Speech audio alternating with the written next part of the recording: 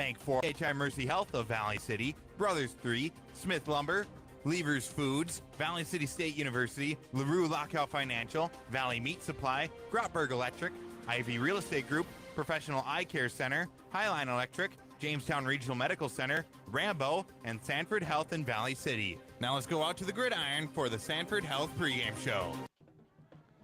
Well, good afternoon, ladies and gentlemen. We welcome you to Lock-In Stadium and Shelley Ellick Field today as we get set for another edition of Viking football right here on the Voice of the Valley, KOVC. Ryan Cunningham with you here today. Apologies for a couple of frogs in the throat so far this morning. A long game last night, of course, with the Valley City Highlanders, and an unfortunate result for the Highlanders last night, and it took its toll. I mean, obviously an exciting double overtime game, and now we're ready for the back end of our football weekend as Valley City State University will go up against Iowa Wesleyan this afternoon in the second game for Valley City State in the North Star Athletic Conference, or rather North Star Athletic Association schedule. And the Vikings come home in need of a win in kind of the worst way. They've lost a couple of games at home in back-to-back succession now. The homecoming game with Dickinson, then they were away for a week and won against Presentation, took a weekend off, and then came home last week and had Dakota State beat. They were getting the ball back with 8 minutes to go, leading 17-9. They had just, recorded that stop after getting the big lead, and then the wheels absolutely fell off. A fumbled punt that led to a touchdown. A tough return along with a penalty that set the Vikings up at their own 6-yard line, and then a fumble on the goal line that led to another touchdown, and then an interception that was thrown down the stretch as the Vikings were trying to drive and tie, and that led to a third touchdown. And in the span of just minutes, 21 points go up on the board, 22 rather, for Dakota State, and Dakota State comes from behind and beats the Vikings last weekend by a final score of 31-17. And so the Vikings come into today with an 0-1 record inside the NSAA and an overall record of 1-4. This team from Iowa Wesleyan comes in 3-4 overall. They're currently 1-1 inside the North Star Athletic Conference or the North Star Athletic Association. And so Iowa Wesleyan, throughout the course of the year, has posted some really interesting numbers. A 4-overtime loss at Missouri Baptist, a 55-0 win over Finlandia, a 42-38 win over Mayville State in their homecoming matchup. And then they went to Dickinson, hosted Dickinson last week and lost by a score of 23-0. And in the conference right now, it's Waldorf and Dickinson State that have established themselves as the teams to beat at this point, either ranked or receiving votes, and currently undefeated as far as conference play goes. Now, coming up in our coaches' conversation with Dennis McCulloch, there's obviously a lot of things left in front of the Vikings. They've got 5 games left to go, and if they win them all, they're going to share some kind of conference championship or maybe even win it outright. They'd have to defeat a good Waldorf team and go on the road and bounce Dickinson, but a conference championship is still in front of the team or something they can play for. But where this team is right now, particularly after last weekend, they're just playing for a win. They really don't care where the conference is going to wind itself up after the end of the day. What they're doing is trying to right the ship, which is a good pun to use when your team's name is the Vikings, right? They had a good game going last week until the final 8 minutes, and that can be kind of a disaster for young players. And Dennis McCulloch will address that coming up in the coaches' conversation today. How did they bounce back? And what you'll hear from Coach McCulloch is he kind of used last week as a life lesson for his players when they come out of football. They come out of Valley City State, and they go on. He told his players and challenged his players, asking them how they are going to respond individually when adversity hits. He said it's not about how the team responds. It's not about pointing fingers at this person or that person or even coming together as a group and responding. He challenged his players individually. How are you going to respond as adults when adversity hits you in life? And we'll see if that message sinks in today for Valley City State. We've got an interesting day weather-wise. The sun is out, at least for now. It's been in and out, but there is a very stiff north breeze that you can hear just a little bit in the background. It's a northwesterly breeze. It's the breeze that we get used to here in the Northland when the weather begins to turn on us, and we'll see how many gritty fans are going to come out for this one today. But obviously it's weather that may favor the Vikings today because Iowa Wesleyan is a team that wants to spread it out. 4 wide receivers on their starting play chart. They've thrown for far more yardage than they've run for this year, and the Vikings are the other way around. Last week we saw freshman quarterback Noah Chambers trying to exploit some things in the running game that we really haven't seen from him so far this year as he stepped in after the injury to Avery Thorsgaard to try to stabilize that quarterback's position and at the same time earning valuable reps towards his career here at Valley City State. And the Vikings with him, along with Taylor Simmons, Justice Bice, they're really looking to be run heavy. And so the weather conditions will favor the Vikings in this one today. But Iowa Wesleyan scored a ton of points throughout the year. And one of the issues that will be a big challenge for Valley City State today, the Viking defense has struggled to cover the entire field, and we've seen that break down more than a few times throughout the course of the year, and Iowa Wesleyan is built to exploit that very weakness with the talented receiver core that they bring in. So there will be a lot of back-and-forth chess match in this one today, and we'll see if the Viking run game prevails, if they're able to run the ball, if they're able to control the clock, and keep that Iowa Wesleyan offense off the field, or if Iowa Wesleyan and the Tigers get all kinds of opportunities to move the ball around, and behind a talented quarterback and a good receiver core, they exploit all sorts of area at Shelley Ellick Field today. That'll really be the difference in the football game in this one. Coming up in our pregame report today, presented by Sanford Health Valley City, here for all and here for good. We'll talk with Dennis McCulloch. Part one of that conversation, you'll hear that message that he gave to his players. How are you going to respond when there is adversity? In part two of the conversation, he'll break down the threats from Iowa Wesleyan, and we'll also talk about exploiting that running game with the freshman quarterback Noah Chambers. Drive for the Title is on the way. We'll dive into the activity that we'll have today in the North Star Athletic Association. We have a regular start time for the first time in a while.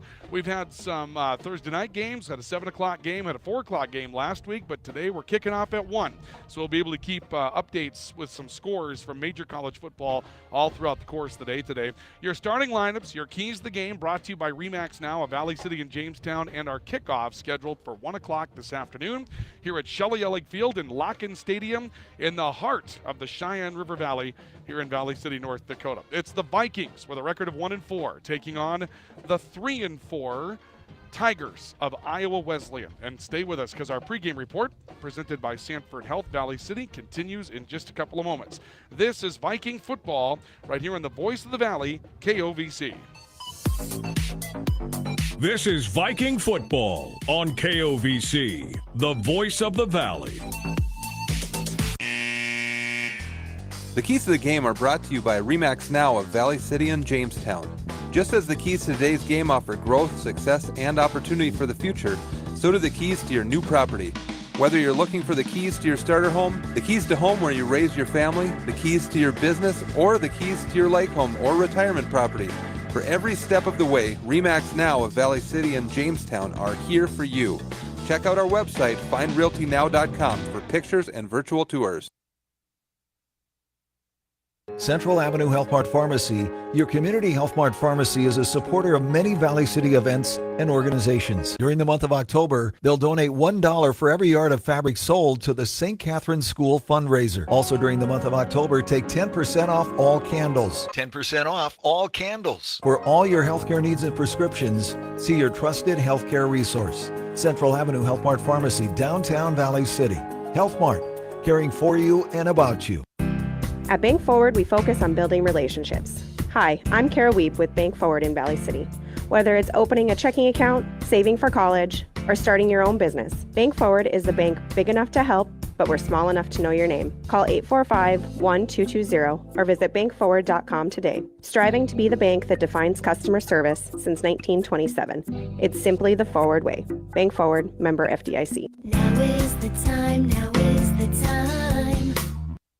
The CHI Mercy Health Valley City Foundation invites you to join them for an evening of fun at the Valley City Eagles Club October 21st beginning at 5:30 with a social, raffles, auction, eats with a German flair, and dueling pianos at 8 p.m. Individual tickets are $25, can be purchased online at mercyhospitalvalleycity.org under the Foundation tab or by calling CHI Mercy Health in Valley City 701-845-6400. Proceeds from this event will benefit the purchase of a new mammography machine. Now back to Viking football on the voice of the Valley, KOVC. From Shelley Ellick Field in Locken Stadium, right here in the heart of the beautiful Cheyenne River Valley during this time of the year, and maybe actually a couple of weeks ago when the leaves were still on the trees, this is when the Cheyenne River Valley really comes to life. It's a great view from Shelley Ellick Field right down the heart of the valley. And Locken Stadium will be buzzing today as the Vikings are back at home as they take on the Tigers of Iowa Wesleyan today. Welcome back to Viking football. Ryan Cunningham with you here today in Valley City for Viking football right here on the voice of the Valley, KOVC. KOBC. Dennis McCulloch in part one of our coaches' comments on the way as the Vikings at 1-4 take on the 3-4 Iowa Wesleyan Tigers today in game number 2 of the conference season in the North Star Athletic Association for Valley City State. Let's dive into Drive for the Title. We'll update you first on where we're at going into today. The two teams that have separated themselves early, Waldorf and Dickinson State. Right now, Waldorf ranked 22nd, Dickinson State receiving votes. They're both 2-0 inside conference play. Waldorf is 6-1 overall. Dickinson State is 4-2 overall. Dakota State is currently 1-1 in the league with their win over Valley City last week. Iowa Wesleyan also 1-1. Right now, the Trojans are 3-3 overall, and the Tigers are 3-4. And the Vikings, Presentation, and Mayville State are all winless in the league to this point. The Vikings are 0-1, 1-4 in the overall category. Presentation 0-1, 1-5 in the overall category, and then Mayville State 0-2. But a good 3-4 record for Mayville State so far on the season, but 0-2 inside conference play as they've hit some struggles getting into the league, but they're going to be a tough team to deal with as the season goes on. As far as the schedule is concerned for today, inside the league, Waldorf and Dickinson State. That game in the conference is going to be out in Dickinson, and that will mean a whole lot towards who wins the conference championship, and it will also mean a whole lot towards what the Vikings' fortunes are going forward. Only one of those teams is going to get in the playoff. Either one does. And if Dickinson State wins it, they're still going to have kind of a tough row to hoe because they're not really in the top 20 right now. And the way they get into the playoffs, you got to win your conference and be in the top 20 to get an automatic bid inside the NAI. So that game between Waldorf and Dickinson State, it kicks off at 2 o'clock our time today. It's going to be a crucial one. Presentation will go down the road to Madison today, and the Saints will take on the Trojans at Dakota State. And then here today, it's Iowa Wesleyan and Valley City State, and ours will kick off first today in the conference at 1 o'clock Central Time. As far as the national rankings are concerned, coming into the week, in our Drive for the Title category, Morningside remains the number one team and a unanimous number one with all 19 first-place votes. Grandview, Iowa is second. Lindsey Wilson, Kentucky third. Northwestern is fourth, and Iowa Wesleyan is fifth. As far as some notables from around our area that you would be familiar with, takes a while to get to those. Midland, Nebraska is currently 17th. Roosevelt, which was a team that was called Robert Morris at one point in Chicago that the Vikings played several years ago. They're currently 18th, which is one that's keeping an eye on. And, of course, Waldorf, Iowa, 22nd, as we mentioned. Montana Tech out in the Frontier, along with Rocky Mountain in the Frontier, cracked the category number 15 and number 25, respectively. And Dickinson State did get votes. They were the first team out at number 26 in the poll this week. And that's Drive for the Title here in our pregame report presented by Sanford Health. Valley City, here for good, here for all. Ryan Cunningham with you today from Shelley Lake Field. Part one of our coaches conversation today with Dennis McCulloch, the head coach of the Vikings. We asked him, specifically about the idea that the message after last week could have been, we can still go win the league, we can still win 5 straight games.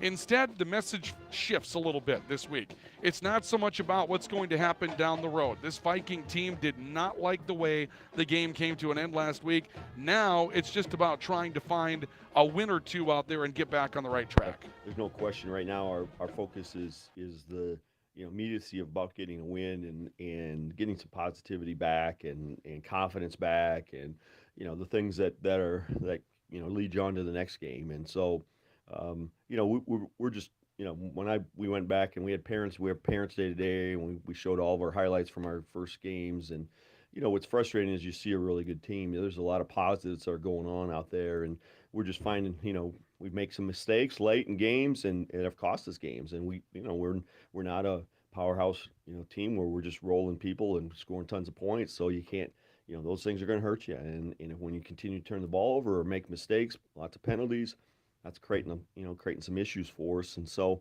those are things we got to continue to work to clean up and find ways to improve on. But I still feel very good about our group of guys. They work extremely hard, and we're going to battle today to work to get that win in the conference.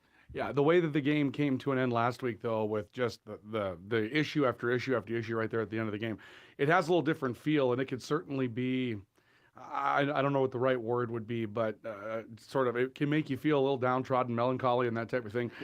Did you struggle with that at all, or did you guys really just sort of put that in the rearview mirror and bounce back this week? Yeah, what we talked about, it's a gut punch. That's what happens at that moment in time. When you're in control of a game, you've kind of got them into a point where we made them punt with 8 minutes left. We're gonna get the ball in our own 10. You're in a good situation, and so fumbling that ball at that point in time, it just creates some, and then they score right away, and so you just you're in that mode of all of a sudden now we're back against the wall, and we didn't respond very well, and so there's no question it's hard.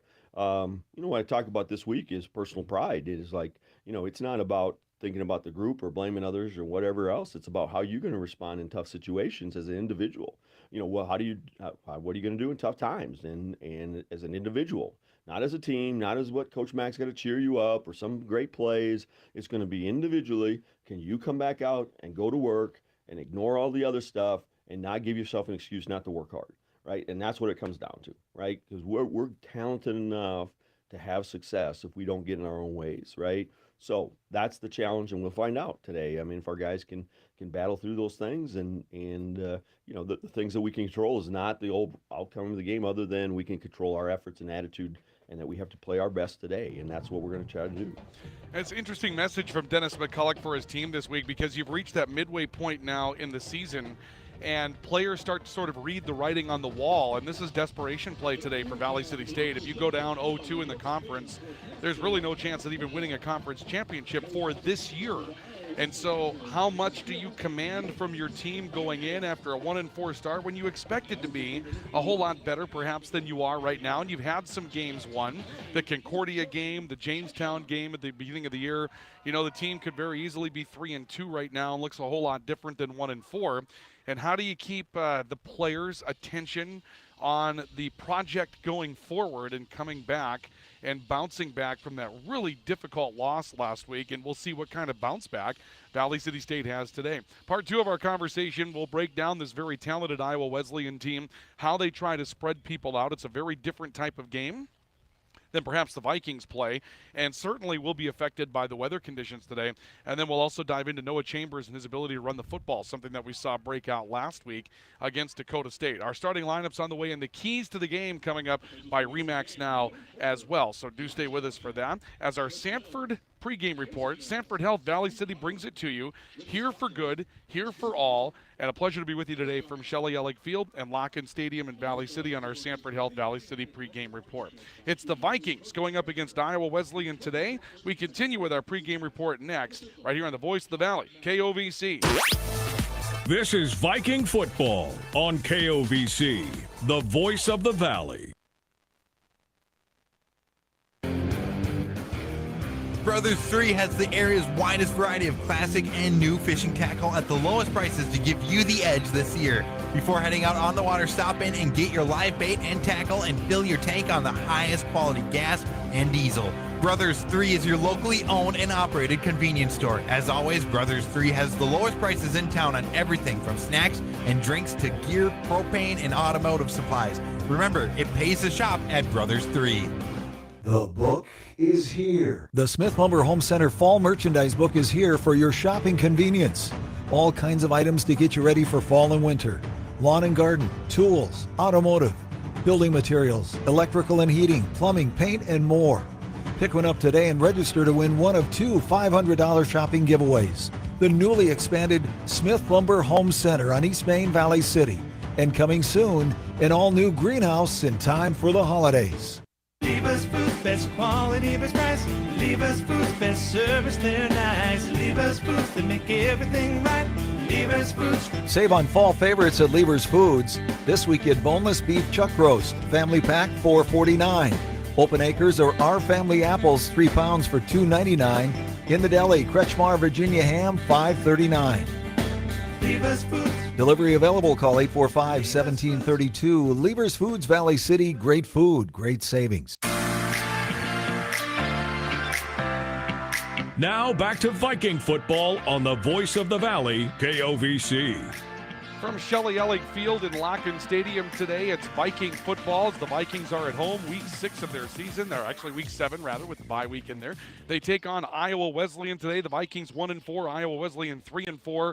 Valley City State trying to bounce back from the loss a week ago against Dakota State. You'll hear it right here today on the Voice of the Valley, KOVC. Ryan Cunningham with you. Our keys to the game on the way in just a couple of moments, presented by RE/MAX Now of Valley City and Jamestown. This is your Viking pregame report, and it's presented today by Sanford Health. Here for good and here for all. Part 2 of our coaches conversation with Dennis McCulloch, the head coach of the Vikings. We asked Coach McCulloch about specifically the way that Iowa Wesleyan likes to move the football. They are not a running team. They're going to try to spread the Vikings out. They're obviously going to try to exploit every part of the field. The Viking defense has had some struggles adjusting to that this year. We also asked Coach McCulloch about the ability of Noah Chambers to continue to run the football and the risk-reward scenario there. But first, breaking down Iowa Wesleyan, and Coach McCulloch was very quick to point out that, yes, Iowa Wesleyan has plenty of talent when it comes down to their receiver core and their quarterback. They have talented wide receivers. The quarterback does a good job. They're going to test you vertically. They're going to throw some up and just say, hey, let's see who's going to be better at catching it, you know. I've watched them throw it up, and you look like you're in great coverage, and they're still going to throw it up and believe in their wide receivers. So we know we're going to be a little bit of challenge there today, and we're gonna find out how our kids respond. But you know, I think when people look at us as our front guys are very solid against the run, and you know we've been attacked defensively in the defensive backfield, and they've had some success. So again, you expect people to come in, and that's where they're going to attack us and test us. So we'll find out if our kids can rise up, and hopefully we can get some pressure, make it tougher to throw those balls, and then our defensive backs got to be confident, go get balls, and when they're in the air and make plays. Noah Chambers ran the ball a little bit more last week, maybe than we had seen. That's not really fair to say because the sample size is so small with him. But is that something that you see him doing throughout the course of his time as a Viking, or is that something you're doing with him right now to help him manage a game a little bit while he learns the rest of it? Yeah, I think, and that's probably a Coach York question for me to delve into, to deep into that. Part of that thing is we believe we have to run the football, right? And we have to find ways to run the ball. And I think when we looked at Dakota State, I thought, you start to look and say, hey, there's some quarterback run game things that we can do to have some success. And we're trying to get that to, you're trying to put those pieces in to have some success. And the part about that is also risk injury. You put him out there more, so there's a balance with that. But Noah does a good job of that. He's elusive. He's a pretty smart kid. He likes, that's a part of his game. And so, it's going to be there. It's always going to be that we're still going to have those opportunities. And I think it's a fine balance between how much of that run game we're going to do with him, and then also what they're doing, right? The team that, hey, if it's going to be something we can be successful with without a lot of high risk with him, I think there's some positives with it. Dennis McCulloch joining us for our coaches conversation this week as the Vikings get set to take on Iowa Wesleyan. We're joined by Corey Anderson once again this week for color commentary and analysis of this one, and it takes us into our keys to the game presented by RE/MAX Now of Valley City and Jamestown. And Corey, the way this breaks out today with the way that Iowa Wesleyan likes to throw the football, but coupled against the weather conditions that we have today and the Vikings' ability to move it on the ground, I think one of the big keys is control, just simply keeping the ball away from Iowa Wesleyan, first downs, run game, don't let them get in the field, and then use the weather to your advantage.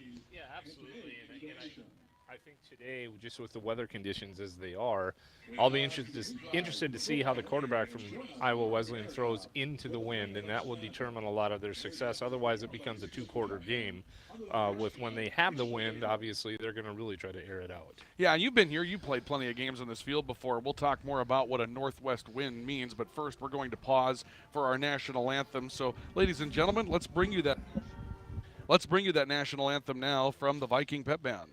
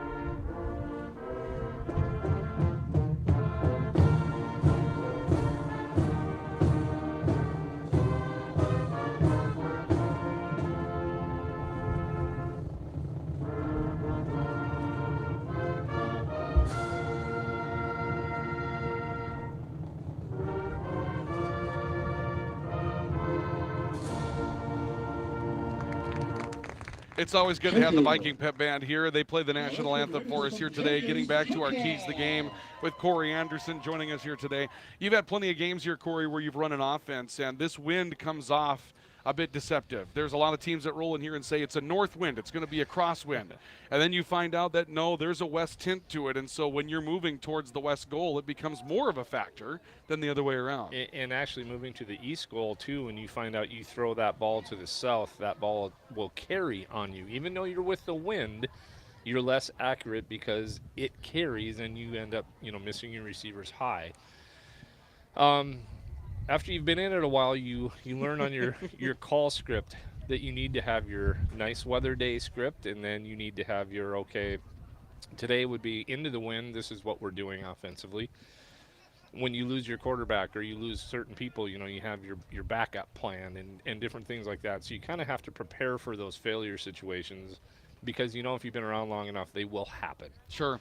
With the wind, one of the best ways to prepare, open up some holes for Justice Bice and Taylor Simmons, right? Take the pressure off Noah Chambers and keep the clock moving this afternoon. That's right. The running game knows no element, unless it happens to be a muddy field, which we won't, ever have here. Sure. So that certainly will help us. So today, big key, run the football effectively for Valley City State. It sounds cliche, but it does a couple of things. You don't deal as much with the wind that way, and you also keep the ball away from Iowa Wesleyan. And then one more key today, the Vikings have to find a way to cover. They're going to bring 4 receivers at you, and they're all pretty good. You're going to have to find that guy that steps up and has a big day in the defensive secondary. Yeah, and just as we would have a different plan offensively, Coach Horner and Coach McCulloch, I'm sure, have got, some different things that they would look at doing defensively against Iowa Wesleyan, whether it's into the wind or with the wind as well. And again, the pass rush can be a great equalizer to somebody that likes to throw the ball, and we'll see how fast they get the ball out of their hands. That will determine how worried they are about our pass rush as well. Let's take a look at our starting lineups today, and they're brought to you today by CHI Mercy Health. Hello, Human Kindness. First of all, for the visitors of Iowa Wesleyan, the center's Ryan Norwood. The guards are Cortez Peoples and Christian Wynn. The tackles are Dan Callison and Adair Moreno. The wide receivers are Brian Battle, Jaden Harris, Darian Tanellis, and Tyler Ball. The running back is A.J. Moser, and Zach Chevalier will start today at quarterback. Defensively, it's a 4-man front. The nose is Moses Eason. The tackles, Elijah Payne. The ends are Chris Hawthorne and also Malik Holbert. The linebackers are Major Nickum, their best player, Gavin DePedro, and Jeremiah Pauling. The corners are Jaheim Hampton and Joseph Pace, and the safeties are Jarius Evans and Jakeem Brock. For Valley City State this afternoon, the starting center is Joe Salas. The starting guards are Leon Smith and Cade Queen. Sammy Trejo and Jacob Romero will start at tackle. The wide receivers are Jacob Gottenberg, Justin Cruz, and Ferris Amagamkwe. Trent Feeney will start at tight end. The running back is Justice Bice. The quarterback is Noah Chambers. Defensively for the Vikings, on the defensive line, Georgie Magneo, Riley Gerhart off of his Defensive Player of the Week award in the North Star Athletic Association. And Vance Dumas rounds out the line. The linebackers are Ashton Rakino, Dustin Kasowski, and Jahidi West. The corners are Anthony Russell and Corton Taylor. And the safeties are Paco Baltazar and Martin Jones. Those are your starting lineups today, and they're brought to you by CHI Mercy Health. Hello, Human Kindness. There will be no difficulties today with clearly contrasting uniforms. It seems as though Iowa Wesleyan brought the right uniforms for the occasion today. One more thing to say about that, which was interesting. I didn't know about this until earlier today, but they were also supposed to wear their white uniforms as they were the visiting team last week and didn't do that, which is probably also a penalty. And I understand the violation for that nowadays is 15 yards and the loss of a timeout. So they got away with one last week, Corey. Yeah, a couple, because it's that's for starting each half, right? It's got to have teeth in it. Absolutely you do. As we get ready for the kickoff, let's pause 10 seconds for station identification. This is Viking football, the voice of the Valley, KOVC.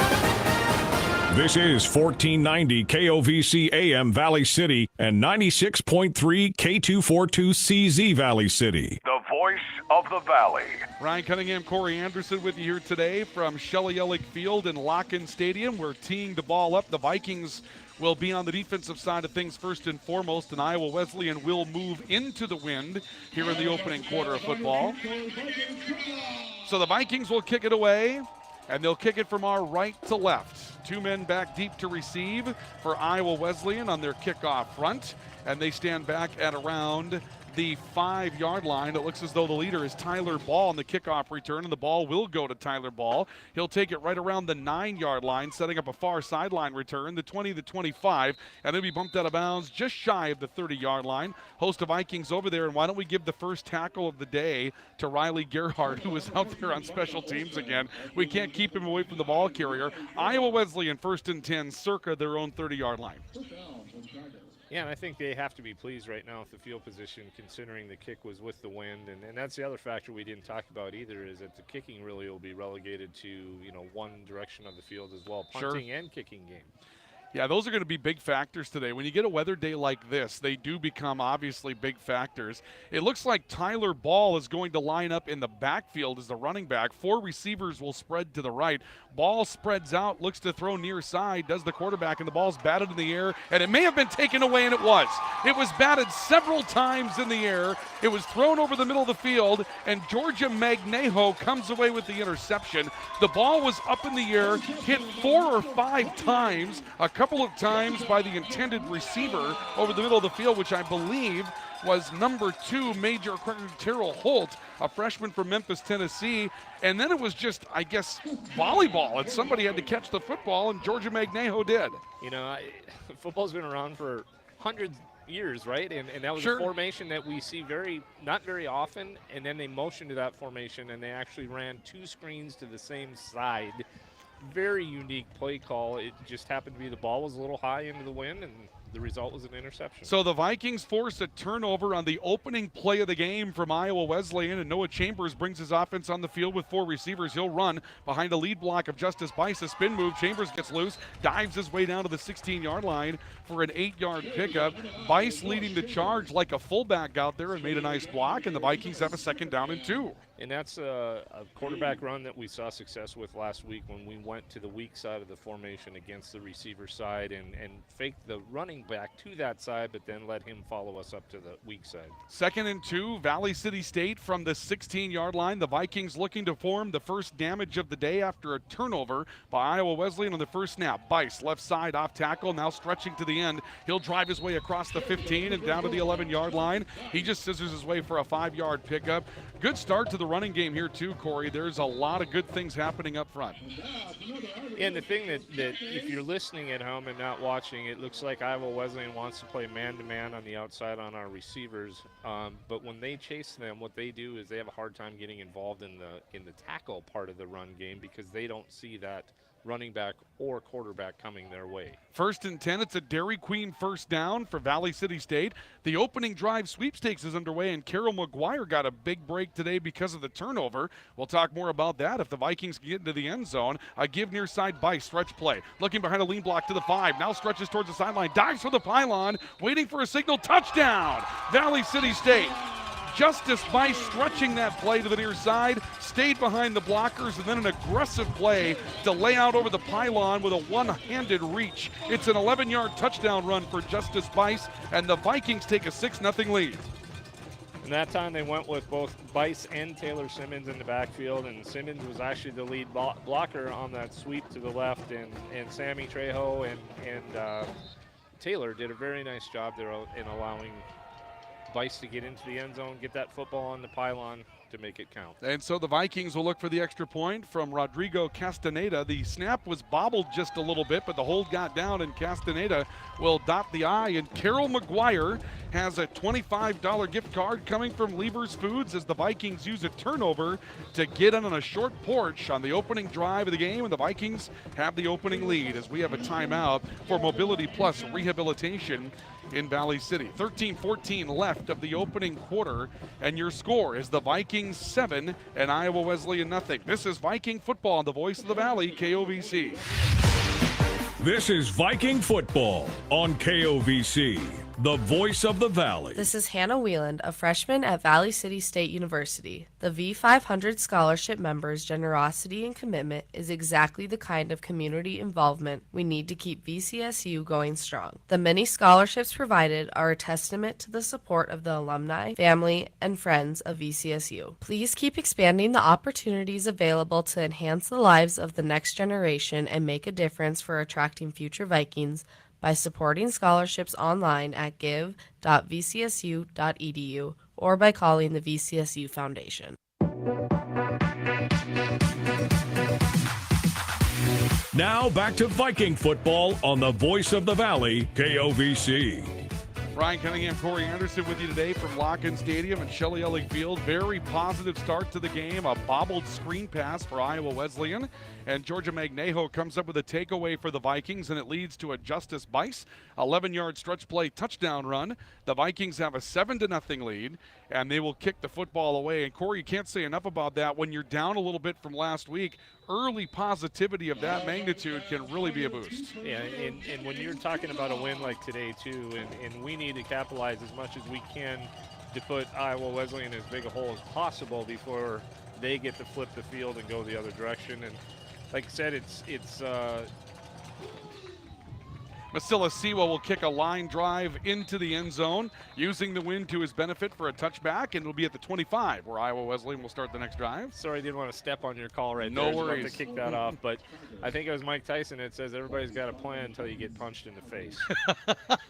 That's a great quote. I like that. And right now we'll find out from Iowa Wesleyan exactly what their plan is. It's hard to believe that, I mean, obviously if you are the Tigers, you can't really abandon your plan. You only got to run one play, and it was kind of a it was a freak of nature, really, when you have a bobbled football like that, but we will see how they handle the adversity. Zach Chevalier is out of the shotgun. He's got 3 receivers, a twin stack to the right, also a slot back off left on 1st down and 10. He'll give it away in the backfield to A.J. Moses, the lead running back, and he's crushed as he got to the numbers at around the 30-yard line. Good 5-yard pickup, though, for Moses.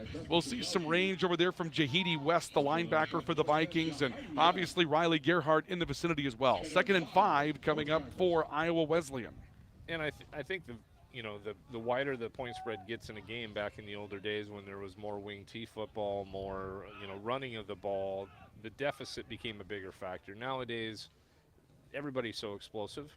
I think they can get back in the game in a hurry, and they're probably not panicking. Chevalier out of the shotgun on 2nd down and 5 from the 30. He takes a look, goes play action, throws near side, screen pass to Jaden Harris. Harris hit shy of the line of scrimmage. He went down to a knee, and he'll be down to the 28-yard line for a loss of 2. That's a nice individual effort for the Vikings coming out to the near edge by number 14, Micah Olson, a backup defensive back out of Dawson, Minnesota, to get to him first.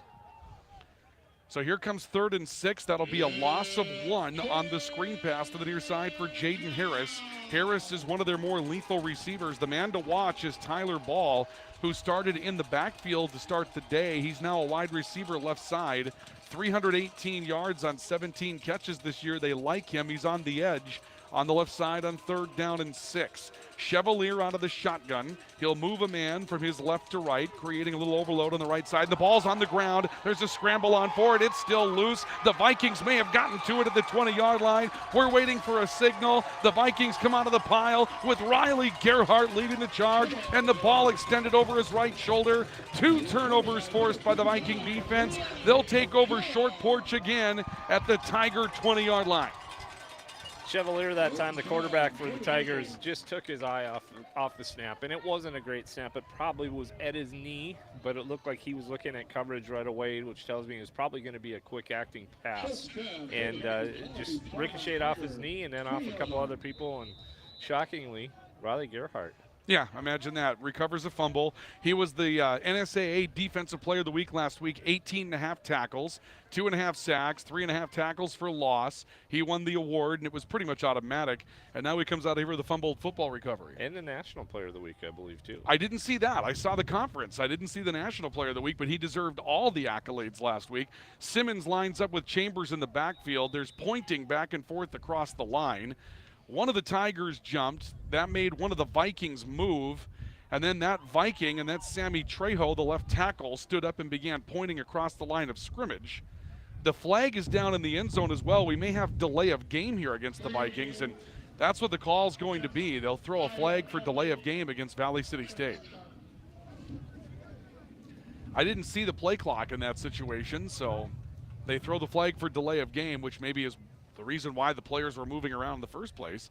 And so here's first down and 15 back at the 25-yard line. Chambers, again, will move Simmons to his left in the backfield and gives him the football. Simmons tiptoeing his way towards the whole left side, stretches out across the 20. He's down to the 19-yard line. That'll be a 6-yard pickup for Taylor Simmons. He's finally brought down at the point of attack for Iowa Wesleyan by number 24, Trent Kolb, and it will be a 2nd down and 9 for the Vikings. Unfortunate coming out of a turnover like that on first down that we would have a play clock violation. 2nd and 4 right now would look a lot better to us than 2nd and 9. Absolutely. 2nd down and 9 Vikings, now at the 19 of Iowa Wesleyan. Stretch play Simmons trying to outrun a pair of men to his right. Now cuts back up in the hash mark and did well to get back to the line of scrimmage. That play was flushed out rather quickly.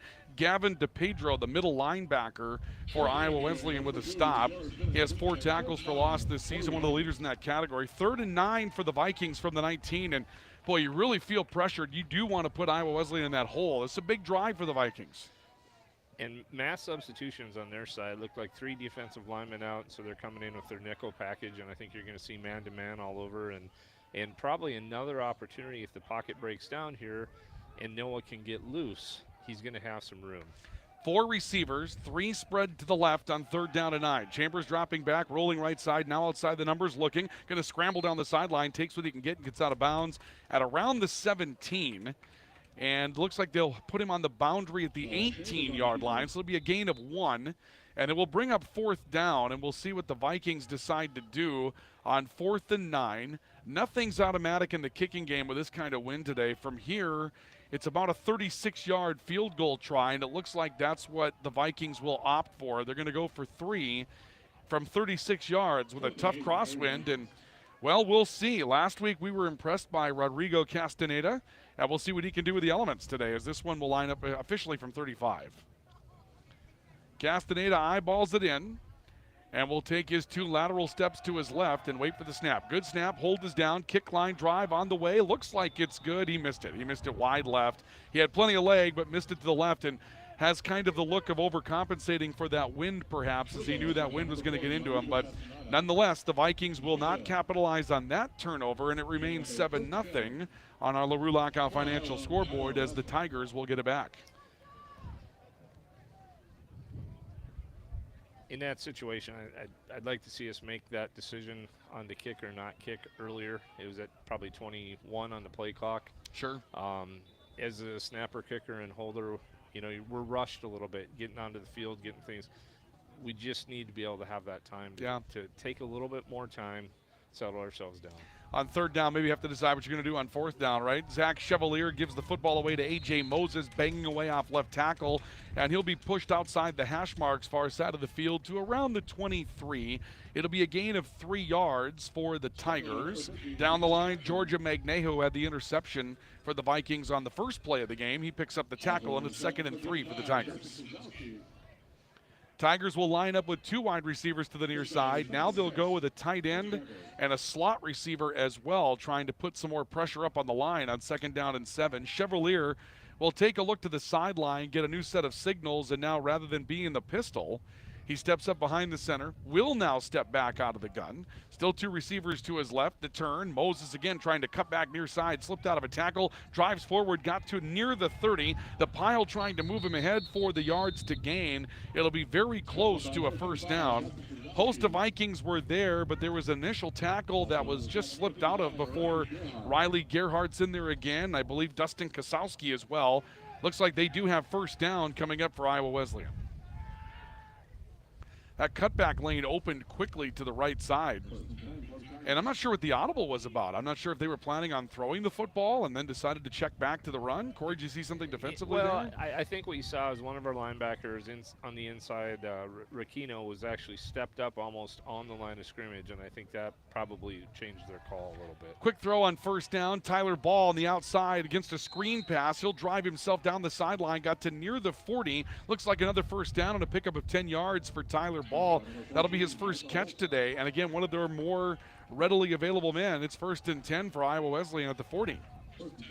And wholesale changes for them as well, with a lot of different skilled kids coming in and out. And as much as you see that screen game to the outside, the fear that I always have is when they fake that and the blocker goes vertical on you. Just when you start jumping that route, and that's when the home runs come about. And that may be something they go to in quarter number 2 when they get the win back. 7:40 to play opening quarter.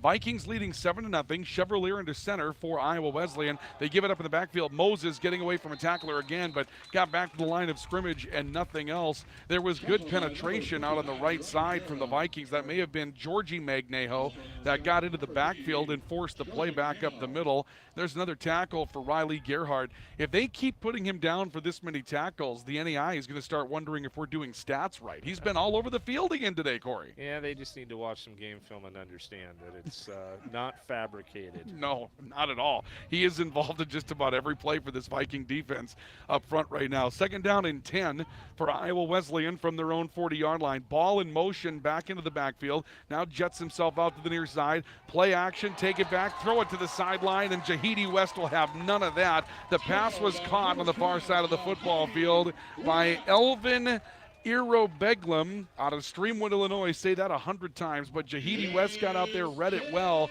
Great defensive play by Jahidi West. It was, and Iowa Wesleyan, they did what I call a lot of eye candy motion there, where they ran ball fast away, and if they'd have just kept him out there, Jahidi would have had another responsibility. Instead, he's part of the play. So here's 3rd down and 11 for Iowa Wesleyan. Big opportunity for the Vikings to get a stop against the Tigers, get the football back with time left at the wind of their back here in the opening quarter. Chevrolet out of the shotgun with 3 receivers, twins to the right. Takes a chest-high snap, steps into a throw, right side, completes it to Moses, and not much there. He'll go down for a gain of perhaps 2. Another play for Jahidi West, who gets out to the flat and covers well. 4th and 9. Iowa Wesleyan will have to punt the football into a stiff wind. Big opportunity here, Corey, for good field position, a chance to get right back at it. And good job by Coach Horner and Coach McCulloch here. In terms of, they had 7 guys on the line of scrimmage, and to me, if I'm the quarterback, that tells me I'm going to have to get rid of this to the hot receiver right away. And then you know that they're going to throw the ball short of the required yardage for the first down. Sure. We just need to rally to tackle, and we showed 7, dropped off, probably only rushed 4. And it's part of that game now that's going on between the 2 coordinators. And Jahidi West made a great pair of plays to end that drive for Iowa Wesleyan, as they will punt the football. Kick is away, very short, end over end. It will not be returned. Takes a pro Wesleyan hop at around the Viking 35, rolls out of bounds at the 29-yard line. So perhaps not as good a field position as the Vikings would have liked in that situation, but still, from the 29-yard line, wind at their back, 5:49 left of the opening quarter, and the Vikings leading 7-0 on the LaRue Lockout Financial scoreboard. Absolutely, and I think that, we probably saw something just on our punt block there, where I'm thinking later on in the game we're going to feel like we can get to the punter and block one there, because it didn't look like we had all-out effort on it. We got pretty close as it was. 1st and 10 Vikings from their own 29, moving with the wind here in this opening quarter for the next 5 minutes and 49 seconds. 3 receivers, twins left, Chambers out of the pistol, the turn, Bice looking to stretch to the left side. Outran a tackler, another, and then another. Outside the numbers, got a nice block at the 40, up the field to the 44-yard line. Pick-up of 15 yards for Justice Bice. A lot of good things happening in that play. Bice running away from a tackle and great blocking downfield for the Vikings. And you had Brock and Nickum, probably the 2 best defenders on that side. Both ran into each other and took each other out of the play as they were about to make the tackle. Yeah, Major Nickum, 77 tackles, 5 sacks, 18.5 tackles for loss this year to lead the way for Iowa Wesleyan's linebacker core, and he ran into one of his own men, and they both just went down. I think Bice was beyond them anyway. A little delayed draw for Noah Chambers, shows throw, steps middle, and will pick up maybe a yard to the 46-yard line. That was snuffed out pretty well by Iowa Wesleyan up the middle of the football field. Tackle made for the Tigers by Chris Hawthorne off the defensive line. 2nd and 9 for Valley City State, their own 46. And there just wasn't much penetration, and normally when you show pass, that's one thing you can count on, and that time our offensive line did a nice job of no penetration, but it didn't benefit with the quarterback draw. 2nd and 9, Vikings dropping back. Chambers, screen pass. Bice, a one-handed catch behind him. Outside the numbers, midfield, the 45 of the Tigers. Down the near side boundary, ball came out. Vikings got to it anyway, and Bice was already down at the 41 of the Tigers. That's going to be a pickup of 14 more yards for the Vikings. Justin Bice is going to be out to 46 yards total offense after that catch here in the opening quarter. And a nice catch. The throw was a little behind him. He one-handed it, and as our offensive lineman got out there that time and got good releases, it's nice to have one turn back just to see if there's somebody chasing, and that guy that got him was a linebacker coming from the inside. Out of the gun, Noah Chambers from the 41 of Iowa Wesleyan. Vikings leading 7-0. Taylor Simmons, little counter back to the right side. Got outside the numbers, cuts back over the middle. Ran into his own blocker, keeps going. Across the 30 and down to the 25-yard line. That's a pickup of 16 yards for the Viking running game. Tremendous blocking by Justin Cruz downfield, the wide receiver going out there. And I know you can talk to that, Corey. You don't have good runs unless your receivers are doing their job, right? And actually, Ferris needs to have some kudos to him, too, because he let go of his block when it got to the outside where you get caught with holding.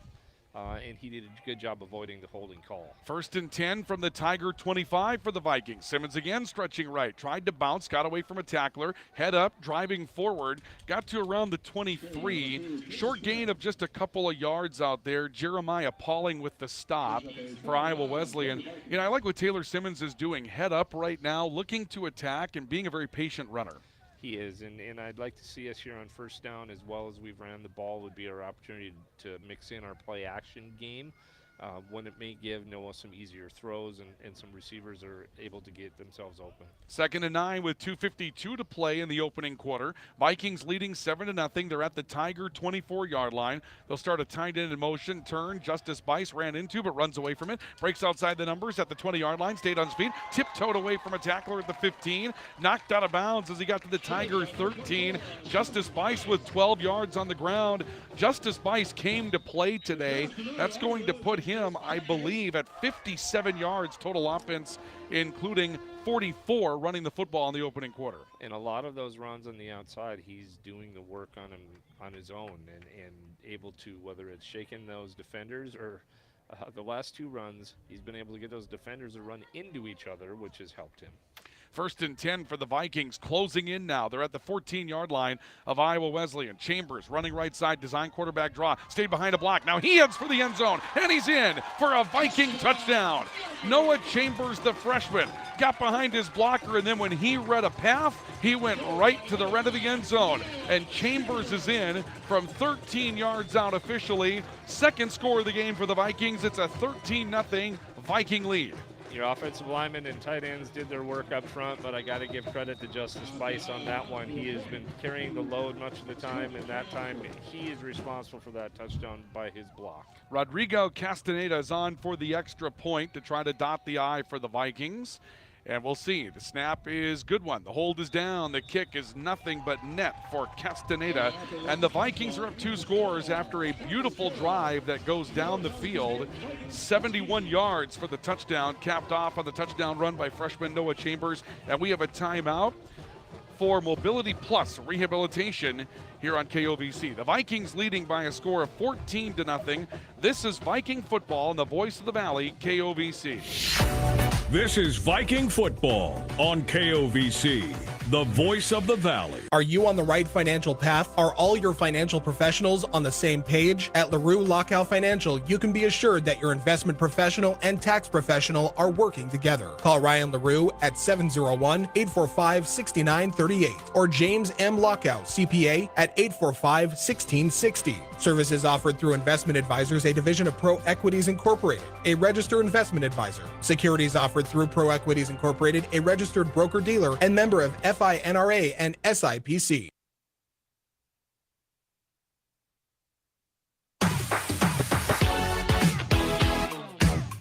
Now back to Viking football on the voice of the Valley, KOVC.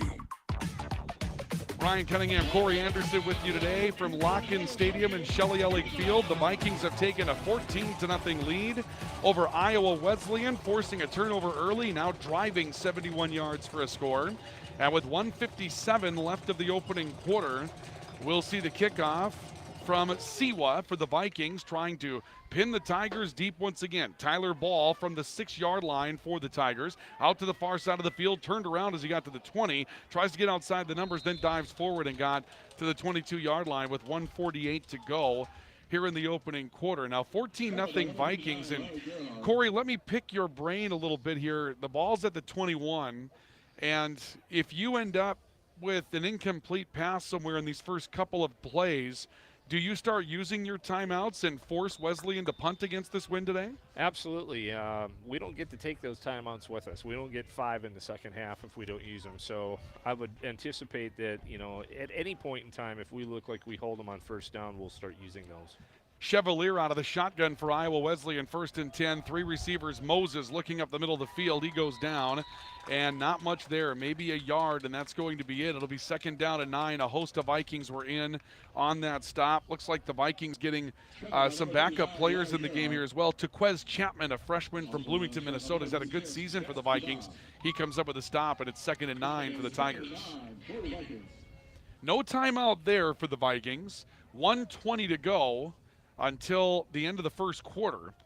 And I would think if Wesleyan is stopped here quickly, the Vikings would probably use a timeout, maybe trying to save one for something at the end of the opening half if they were to get one back in that situation. Chevalier out of the shotgun will motion Ball from left to right, takes the shotgun snap, play action to Moses, throws near side for Ball, looking for a block. Ball got one as he got to around the 25, stood up there trying to lurch out of a tackle. The rest of the team gets there, and he'll be out of bounds around the 27-yard line or so. Ball and Gerhardt bump into one another. Gerhardt ends up going down, but in the long run, I don't think he was disturbed at all by what Ball did, and they're running the clock with 40 seconds left. So now the timeout will come from Valley City State. Yeah, we lost a little time there. I mean, it would appear that the Vikings aren't necessarily concerned about how much time they're going to have in the quarter with the ball. They just simply wanted to make sure they can force the punt against the wind here. Yes, absolutely. And if they can punt and we can get the ball at the 50-yard line, it's a win for us. So, mildly surprised, but we don't know what the game plan is either.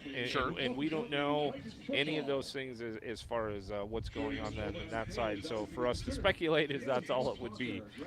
One of the things that I do have to mention today, just as soon as the technology unfreezes up here, and it's going to unfreeze. It's not your technology, it's my technology, because I think my phone's full of pictures or something like that right now. Nonetheless, on that scoring drive, a number of first downs, a number of Dairy Queen first downs for Valley City State. Fall weather fans, your fall favorite is back. The pumpkin pie blizzard treat is back. And late sleepers, your moment's here. The Cinnamon Roll Center's blizzard treat is here. Both are available at Dairy Queen in Valley City. Big play here, 3rd down and 4 for Iowa Wesleyan. The Vikings trying to force the Tigers to punt against a stiff northwest wind at the end of the opening quarter. Chevalier out of the shotgun, Moses up the middle. Moses going to be stopped at around the 28-yard line. Credit to the quarterback, Chevalier, for trying to get in there and push the pile on the end of the play, but maybe a yard pickup. And the Vikings will use their second timeout with 27 seconds left of the quarter. So that makes it 4th and 2. And now Iowa Wesleyan, if they choose to punt, they're going to have to punt into this very stiff breeze. Yeah, we lost about 4 seconds there from when Coach McCulloch first signaled it with 31 seconds before the officials noticed that he was trying to call timeout. And in that situation, we've got 30 we can play with here. Again, what we're trying to do is get them to punt into this wind. I believe our white hat today is Chris Mills. I think he hails from the Thief River Falls or Argyle area of northwest Minnesota. I've actually umpired for Chris Mills before, not as another umpire, but as a coach when he's been coaching baseball teams up in that Stephen Argyle area. And very active official. I think he's a basketball guy. He's a football guy. He's obviously a baseball umpire, baseball coach. And, you know, Corey, the sports world is so small. We were talking about this last night in Grand Forks that Jake Schauer, the head coach of the Grand Forks Central Knights, is Bob King's grandson.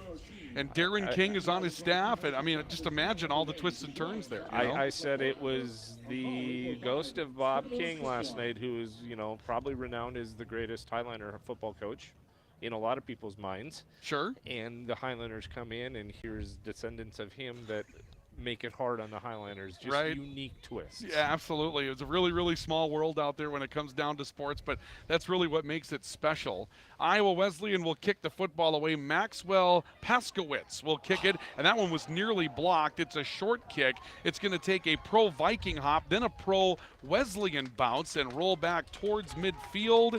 and they're trying to wave some air behind it before it's touched up at the 49 of Valley City State. That was Parker Height, a running back from Cedar Rapids, Iowa, that was waving his hands at it. He could have gotten behind it and blown the football a little bit as well, but nonetheless, 51-yard porch for the Vikings with 19 seconds of the opening quarter. Vikings leading 14-0 on the LaRue Lockout Financial scoreboard.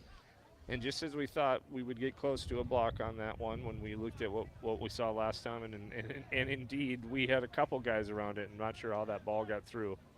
So here come the Vikings, first down and 10 from the 49, their own 49, leading 14-0. They get the punt against the wind, and it obviously played some effect. Noah Chambers dropping back, makes a man miss. Now Stutter steps and goes down for a quarterback sack. Back at the 48-yard line, he'll be brought down on the play by Jeremiah Pauling.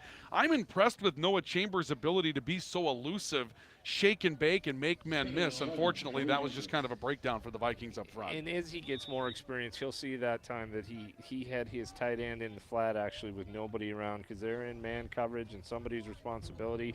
Fall was standing out there for probably 5-6 yard gain, and he'd ran for another 5 to 6 after that. Nonetheless, the end of the first quarter. You live life on the move. While you determine what direction that may be, we're here to help along the way. So go. Go with values. Go with friends. Go with support. Go with convenience. The voice of the Valley. Ready for some football? Make sure you include quality meats and snacks from Valley Meat Supply. Valley Meat has all your favorites for the grill. Thick, juicy steaks, burger patties, brats, and all beef wieners. Valley Meat has you covered during the hunting and harvest season with sandwich meats and a variety of cheeses, beef sticks, and jerky. If you're tailgating, hunting, or harvesting, make it Valley Meat Supply, West Main, Valley City. Well, a very quick quarter changeover. Justice Bice on a stretch play to the left on second down for the Vikings. He gets corralled in the backfield, but did well to get back to the original line of scrimmage and gains a yard, and that's how we start the second quarter. Vikings now moving into the wind, leading 14-0. They'll move from our left to right and towards the west goal. Here comes 3rd and 10 for Valley City State early in the second quarter. We really got them running as far as the linebackers are turning their shoulders and running to the sideline, which means that they'd be set up for our counter. We did run one in the first quarter with a lot of effectiveness. So here come the Vikings on 3rd and 10. We'll get to some first quarter numbers here in a couple of moments. Ryan Cunningham, Corey Anderson with you today from Locken Stadium and Shelley Ellick Field. Dropping back, Chambers, good protection, throwing far side of the field, and it's incomplete. I think he read Taylor Simmons coming back to the football, and Taylor Simmons just kind of kept fighting for position out on the boundary. So here comes 4th down. The Vikings will now have to punt into this stiff wind. After a quarter, Justice Bice, 43 yards on the ground, including a score, 13 more and a catch. 56 first quarter yards for Justice Bice. He was very good for the Vikings in quarter number 1. Yes, he was, and I think on that last play, Chambers didn't have his feet set well on there. Looks like it probably some miscommunication between him and the receivers on what their routes actually were. Masila Siwa will punt the football for the Vikings, gets a leg into this one, and kicked it towards the softball field. In fact, that ended up out in the long jump pits on the far side behind the visiting bench, which, by the way, we should mention the paid attendance for Iowa Wesleyan today is 2. Count them, 2. There are 2 people out there on that far side of bleachers, heavily wrapped up in as many blankets as they could purchase. And in the meantime, I've never seen a kick land out there before, so that was an interesting play. Yeah, and Masila, I think he has the opportunity to be a rugby-style kicker, and you know, in North Dakota, you need to have that in your toolbox if you're a punter, that you need to be able to kick that low-line drive, and I think that that's what would benefit him in that situation. So in the long run, it'll be the Tigers at the 37-yard line looking at 1st and 10. Chevrolet will give it away. New running back in the game, I believe, is Jordan Babin, who's been one of their key reserves as a runner throughout the course of the year. And it is Babin that will get back to the 40 for a gain of about 3. Hostem in there for the stop. Again, Riley Gerhart was in on part of it. Got some help from Vance Dumas as well. 2nd and 7. Now Corey will see if they decide to unload the gun, right? This is where they can start throwing the football. Absolutely. I don't think you'll see the wide receiver wide out screens that you saw in the first quarter. You may see some more downfield attack. Second down and call it 7 for Iowa Wesleyan. The Tigers at their own 40. Low snap, give away up the meal. Again, this is Babin, and Babin may have lost the football. He did. It's on the ground back at the 40-yard line. It will be recovered by the Tigers, but it's going to stop a pretty good gain for Babin. He was out to the 44-yard line, and the ball's going to come back on the recovery to around the 40. Are they going to say he's down? Well, if he was down, the whistle should have initiated. It did not, so I think you have to go with where the fumble ended up being recovered, because that's when the whistle came about.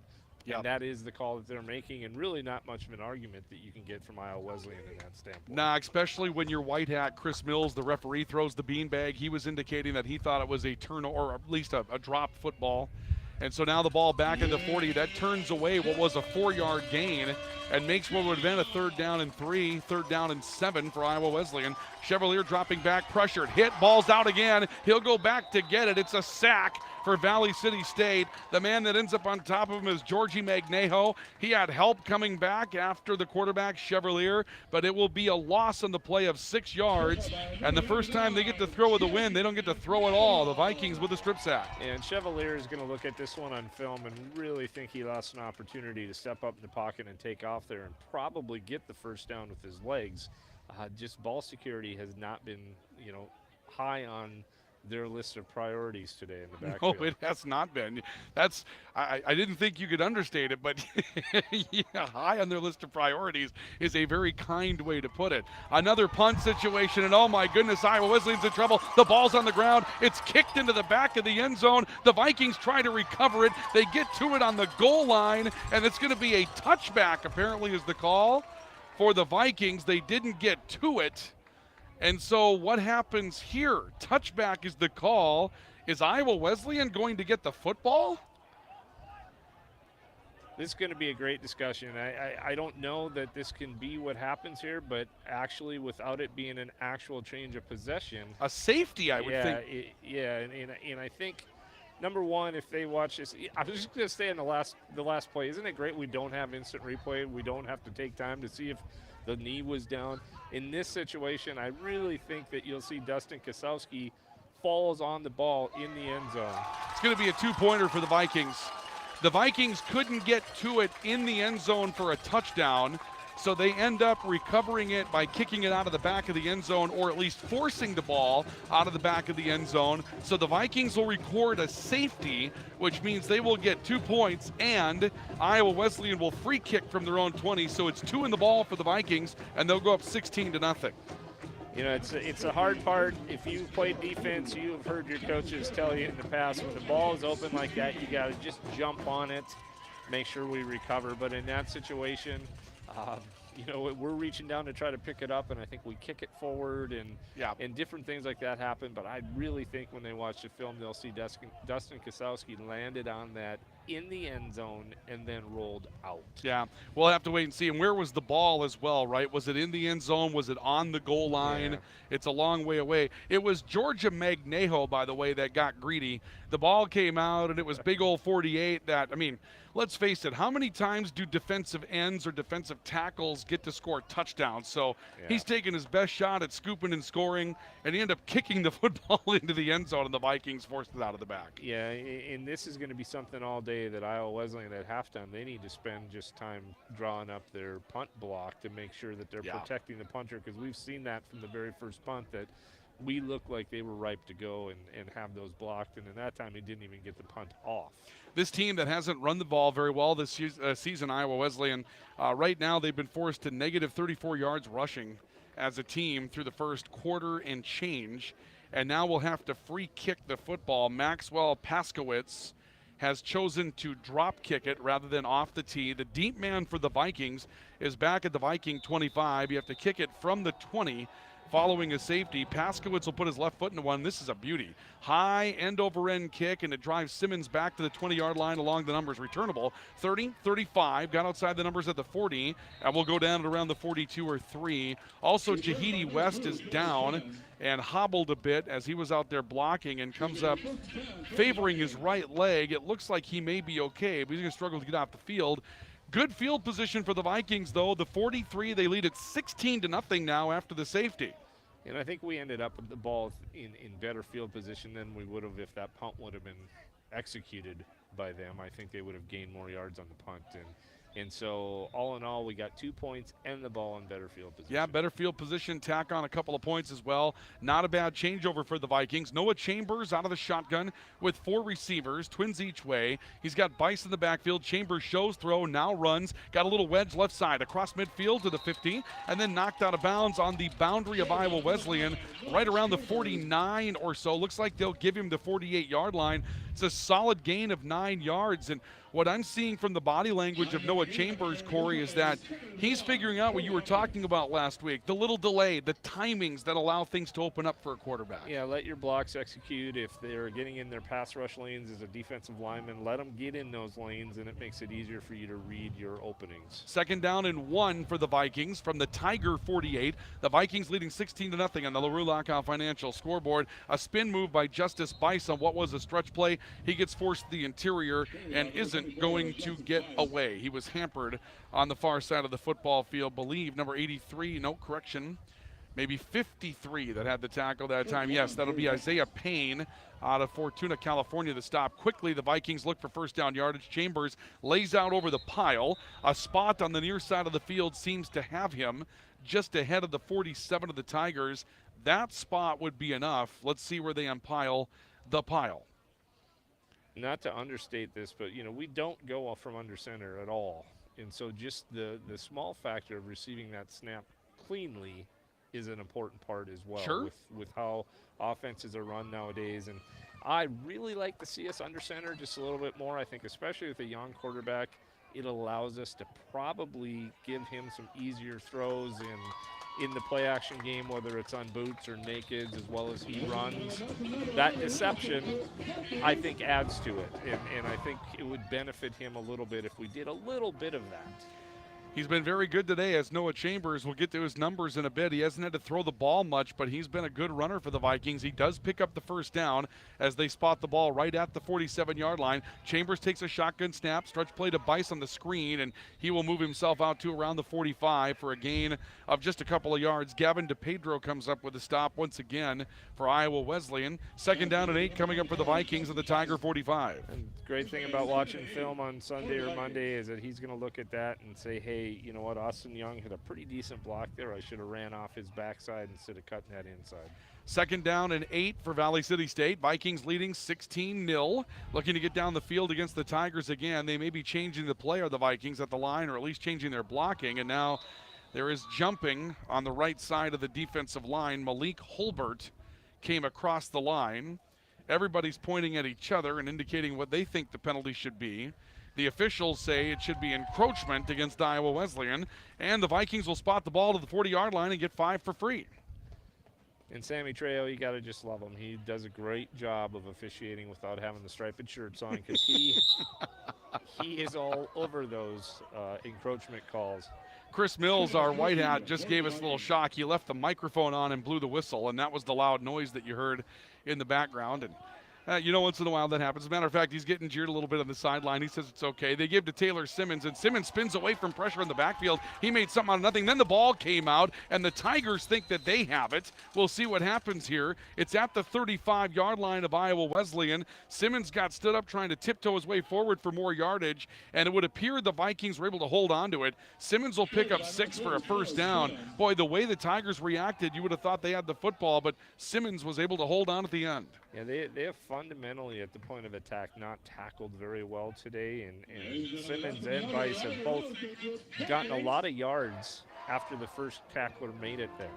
So another Dairy Queen first down for the Vikings as they move the football to the Iowa Wesleyan 35-yard line with 8:45 to play until halftime, and the Vikings leading 16-0. Chambers again, delayed draw, hit in the backfield, struggled out of it, goes down to the line of scrimmage. Somebody lost a warmer of some kind. That may be Noah Chambers, his hand warmer that came off the front of his uniform, and it's blowing over to the Iowa Wesleyan sideline. So he's going to be without that for a while, and it'll be 2nd down and 10 for the Vikings after the run by Chambers got back to the line of scrimmage. Noah's a Juno native.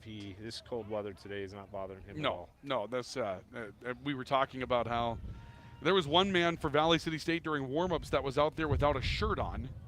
And we thought it was the intimidation factor. By stretch play, cuts back up off the far end and got tripped up as he lurched forward for a gain of a couple of yards to the 33. Gavin DePedro coming up with a stop.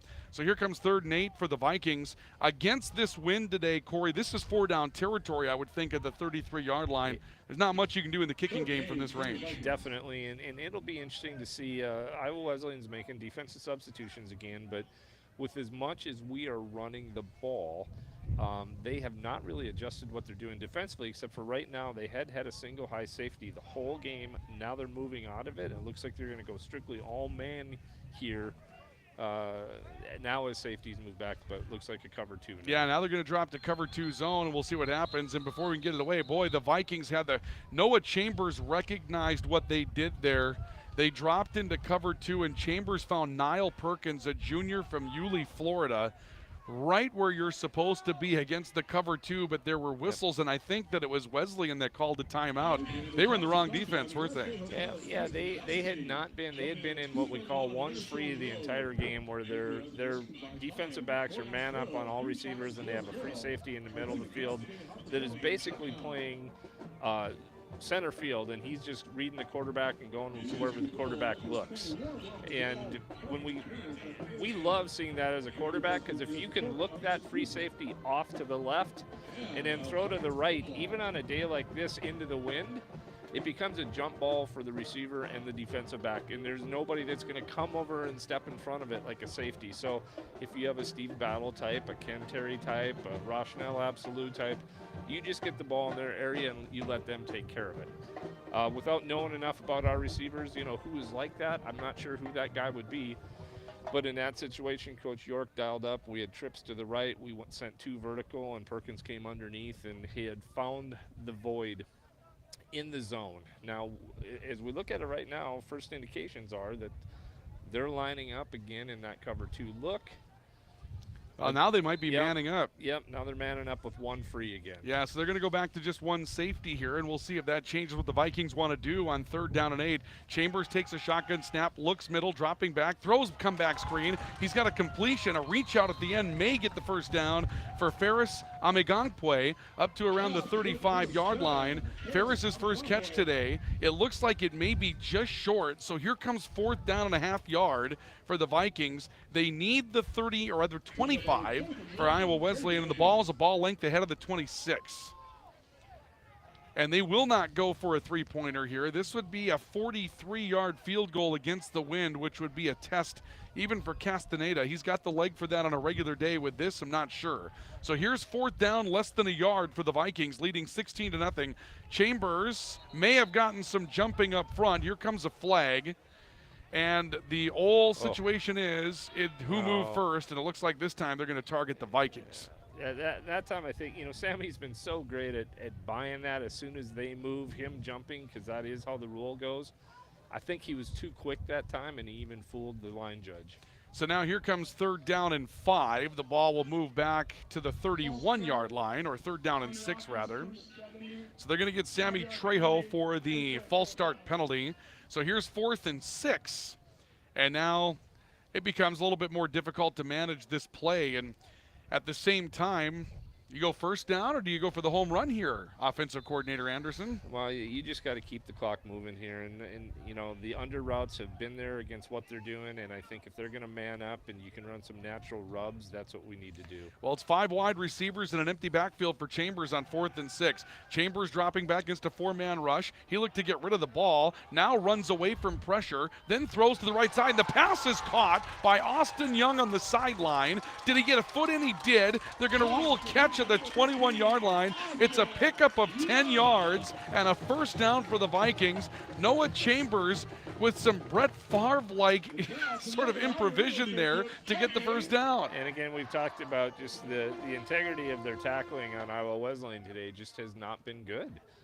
Noah is slippery, and that time he was able to buy enough time to be able to see his receiver downfield.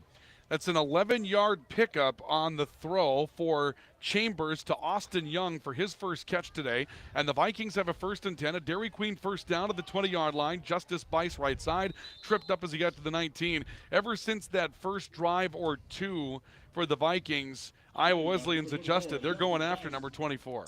They are, and they're hitting it fast with their linebackers. If you're watching this game and listening, and you see their linebackers, their first action is to the line of scrimmage, which tells me that that middle of the field's open if we do want to play action pass to it. And we did see that earlier when they did drop back into that zone defense. The middle was open right away, so Chambers is looking there for the Vikings. 2nd down and 9 for Valley City State from the 19. The give to Taylor Simmons, and this will go nowhere. This play was broken. Simmons was caught in the backfield almost immediately and no place to go. Justice Huntley, a sophomore from Baxley, Georgia, with the stop, and Simmons will lose 4 yards back to the 24-yard line. So here comes 3rd and 14. Again, it's 4-down territory, you would think, for the Vikings with this stiff wind. Let's get half of it back here. Let's get the 4th and 7, 4th and 6, something underneath, middle of the field. Take advantage of what they're going to allow us to have. Bice is now a wide receiver in the slot on the left side. It's Tripson Twins, empty backfield for Chambers out of the shotgun on 3rd down and 14. Cover 2 again is the look for Iowa Wesleyan. Chambers stepping to his side, looking left, throwing over the middle, and the pass incomplete. He got what he wanted. Jacob Gottenberg came open after Chambers sort of feinted to the left and then stayed with his shoulder square, but couldn't quite connect with Gottenberg, and so now it's 4th down and 14 from the Tiger 24. Yeah, I'm not sure if the wind took that ball or if Chambers was looking at probably Gottenberg continuing to run his route, and Gottenberg actually sat down in the middle of that, you know, just saying, hey, I'm going to hunker down here, and he led him a little bit, and just miscommunication. So on 4th down, the Vikings are going to try a 41-yard field goal against the wind. This will be a challenging kick for Rodrigo Castaneda to try to put the Vikings up by 19, and the snap got away. It's loose, backing around midfield. There will be a scramble for the football, and it is picked up for the Tigers by Joseph Pace and recovered at the Viking 40-yard line. Give credit to Eric Peterson, who's the emergency quarterback today, a sophomore from Pillager, Minnesota, who was the holder on that play. And he at least was able to chase down Pace and bring him down. But that's a disaster. Now the Tigers get the football at the Viking 41 with 3:56 left to go until halftime. And I don't think we should probably be surprised about the attempted field goal there, because I think if we aim right there with this wind, it's going to hook and be our advantage, and it's going to carry a little bit. That snap was hot. That got back there in a hurry. And I think it probably surprised Eric a little bit. I think it was a little bit out of his reach, possibly. Well, now the Viking defense has to cover. In the meantime, Iowa Wesleyan's changing quarterbacks. Gavin Esquivel, a sophomore from League City, Texas, is under center. Play action by Esquivel. He'll throw near side. Pass caught near edge by Darian Tenellis. Tenellis had the ball stripped out. The Vikings pick it up, but they're going to slow down. There's a whistle to say that Tenellis was in the grasp at the 33-yard line. It's a gain of 9 yards for Tenellis. The Viking crowd's not happy. Coach McCulloch is summoning his defensive players back to the line. It'll be 2nd down and 1.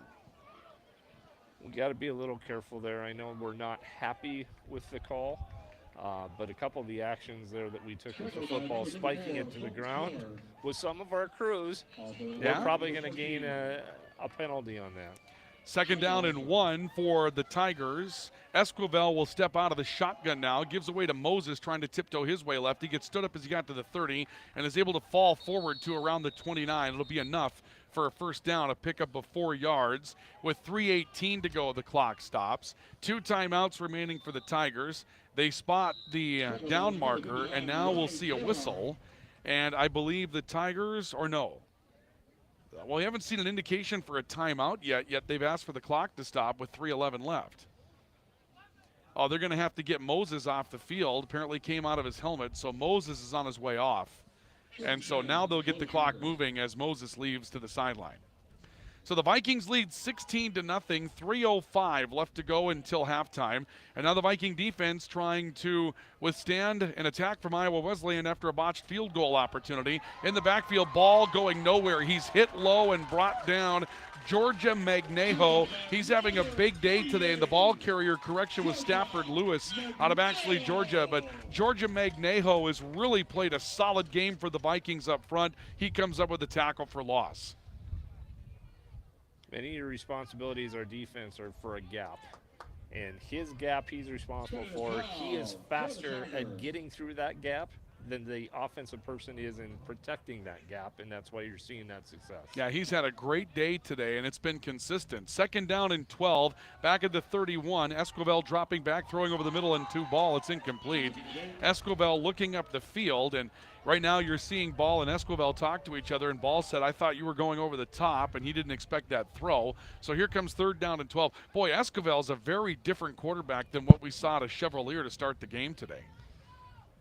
Yeah, I think that Iowa Wesleyan probably just looking at trying to change something up with their attitude on the offensive side. Chevalier seemed to be having a little bit of problems holding on to the football and just everything associated with executing the offense today, and so they're looking at a different option. So here comes third down and 12. Play clock is down to 5 seconds.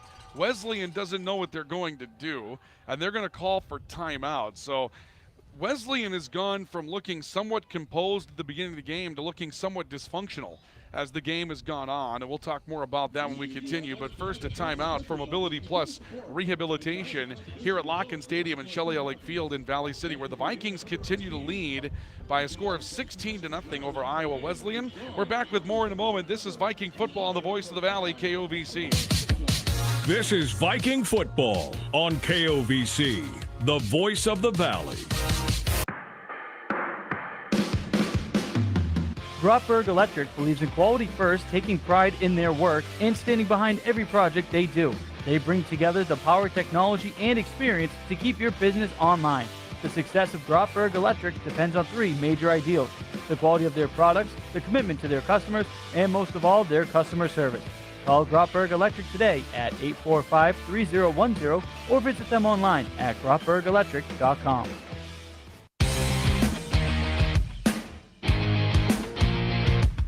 Now back to Viking football on the Voice of the Valley, KOVC. From Locken Stadium at Shelley Lake Field, third down and 12 for Iowa Wesleyan. The Vikings lead 16-0. Ball at the Viking 31 for the Tigers. Esquivel dropping back, stepping into the pocket, loads up, throws ball to the far side of the field. This one's broken up and incomplete. Anthony Russell over the top. Had a little bit of help back there as well, and some good help coming in from a safety, Micah Olson, who's been around the ball a couple of times today. But Anthony Russell, good coverage that time on the intended target, who is Asavian McWilliams, one of the backup receivers for Iowa Wesleyan. And here comes fourth down. They've got the wind. If they want 3, they could try it. But it looks like right now they want to keep the football. Yeah, they're going to burn as much clock here as they can. And now defensive backs, if they make a deep pass, catch that ball and then drop it right away. Sure. You want the ball right where it's snapped at. So here comes fourth down and 12 for Iowa Wesleyan. The play clock's at 2 as Esquivel snaps it. He drops back to throw, throws far side of the field. This one's knocked down again. Anthony Russell, Micah Olson teaming up. That time the intended target was Terrell Holt out of Memphis, Tennessee. But the Vikings get a stop. And really, you know, the Viking offense had that really nice drive of 79 yards, took advantage of the turnover. This Viking defense has been stellar here in the opening half. And I think on that play, probably the change of quarterback affected what they wanted to do, because Tyler Ball, as he's coming in motion, the ball got snapped and he never got back out into the route at all. And he's your best receiver. I think in that situation, you want him with an opportunity to take the ball in. So 1st and 10 for Valley City State. The ball at the 31-yard line, their own. Chambers out of the shotgun, dropping back, throwing left side. He's got Austin Young across the hash mark, and he got planted right around the 40, actually 37-yard line. He took a tremendous shot from the middle linebacker, Gavin DePedro. 7-yard pickup, though, for the Vikings. They've got to hurry. Valley City State with 1 timeout left. Remember, they used 2 to force a punt back in the opening quarter against the Wind. The Vikings not hurrying a lot here. 2nd down and 3, getting their personnel in place. Chambers out of the shotgun, 3 receivers, twins right. The turn, little misdirection in the backfield for Taylor Simmons. And he'll go down maybe for a yard loss back at around the 36, maybe 2. It'll be 2nd down, actually 3rd down and 5 now for the Vikings. Clock moving with 1:15 to play till halftime. It's that play right there that I think we would benefit more from being under center, in that the linebackers aren't going to know. They're going to see that quarterback 1, 2, 3 instead of catching it and spinning right away. they have to wait a little bit to see if he's actually going to naked that one, if he's going to hand it off. That's the one difference between being under center and in the pistol set in that situation is when you think about it from the defensive linebacker position and what they see when the quarterback's under center and what they see when he's in shotgun. When he's in shotgun, right away he has the ball and he's doing something with it. When he's under center, he's taking 1, 2, 3, sometimes 4 steps back, and they've got to take their read step, their read step, their read step to wonder, is he going to hand it off or is he going to keep it and go the other way? Timeout taken by Iowa Wesleyan as they're going to try to force a punt from Valley City State against this wind with 3rd down and 5 coming up. And so a timeout for Mobility Plus Rehabilitation. The Vikings with a 16-0 lead, capitalizing on an early turnover, and then a good solid 79-yard drive. They got down the field and scored. Good running game today. We'll take a look at some of the numbers coming up at halftime. Justice Bice with 47 yards on the ground, couple of catches for 15, 62 yards in the opening half all-purpose. He's been solid. Chambers out of the gun, 3rd and 5 from the 36 of the Vikings. Chambers gives it away to Taylor Simmons, and he's brought down back at the 30. Forward progress may get him to the 31. Wesleyan has not yet taken their they're out of timeouts. Apologies, they're out of timeouts, so they can't take another one. So the play clock at 30 seconds, with the game clock at 55. And so the Vikings will punt it away, likely with about 30 seconds left to go until halftime. Or are they just going to use their final timeout? Looks like that's what they'll do. Yeah, we're going to do that, and then we're going to get our punt team in there. And Masilla, I hope he can do that rugby style. Keep it low. Towards our sideline and let it go back onto the field. So Coach McCulloch down on the sideline, right next to our referee on the sideline, and indicates that it's time for the timeout. The timeout will be taken. Coming up at halftime, Tim Ost, Toast of the Morning, will have another conversation. I believe this time it's with Larry Robinson as they discuss some fun things going on at Valley City State. I believe they're going to be talking about their capital campaign. And if you've seen the plans for that, folks, what Valley City State has planned is really, truly special here on this location for, their next generation of sports facilities here at Valley City State. And Corey, I know that, obviously can't give specifics, but from what I understand, the capital campaign has been fairly successful in the early going. It has been, and we're hoping that within the next year we can break ground and we can do something that we haven't done anything with the athletic facility as far as the building since it was built in 1960.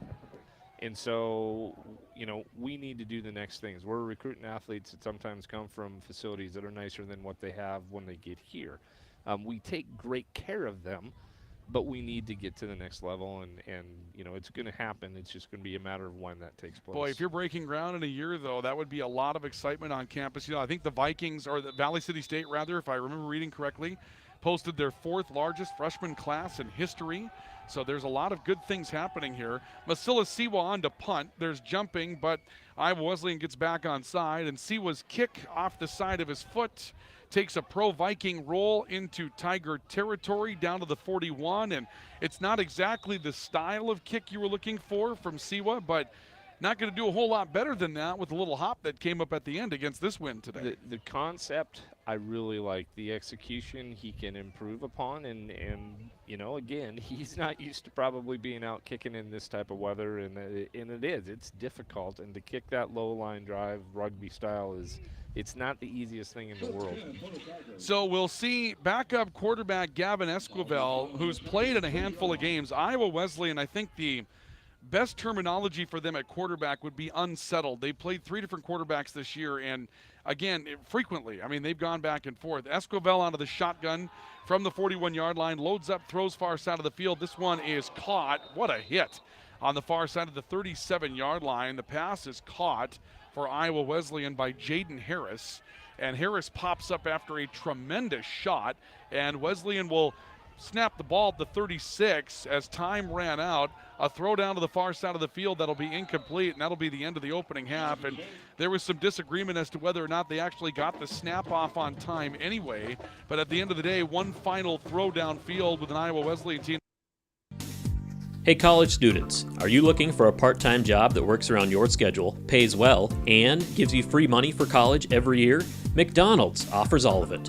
We can work around your schedule, and we give $2,500 scholarships to everyone who works for 3 months and averages 15 hours per week. That's 2 full shifts a week or 3 shifts of 5 hours. It's that easy. We've already given out more than $75,000 to students in North Dakota this year. Let us help you become the next scholarship recipient. Come join our team. Text ND29 to 38000 to apply today.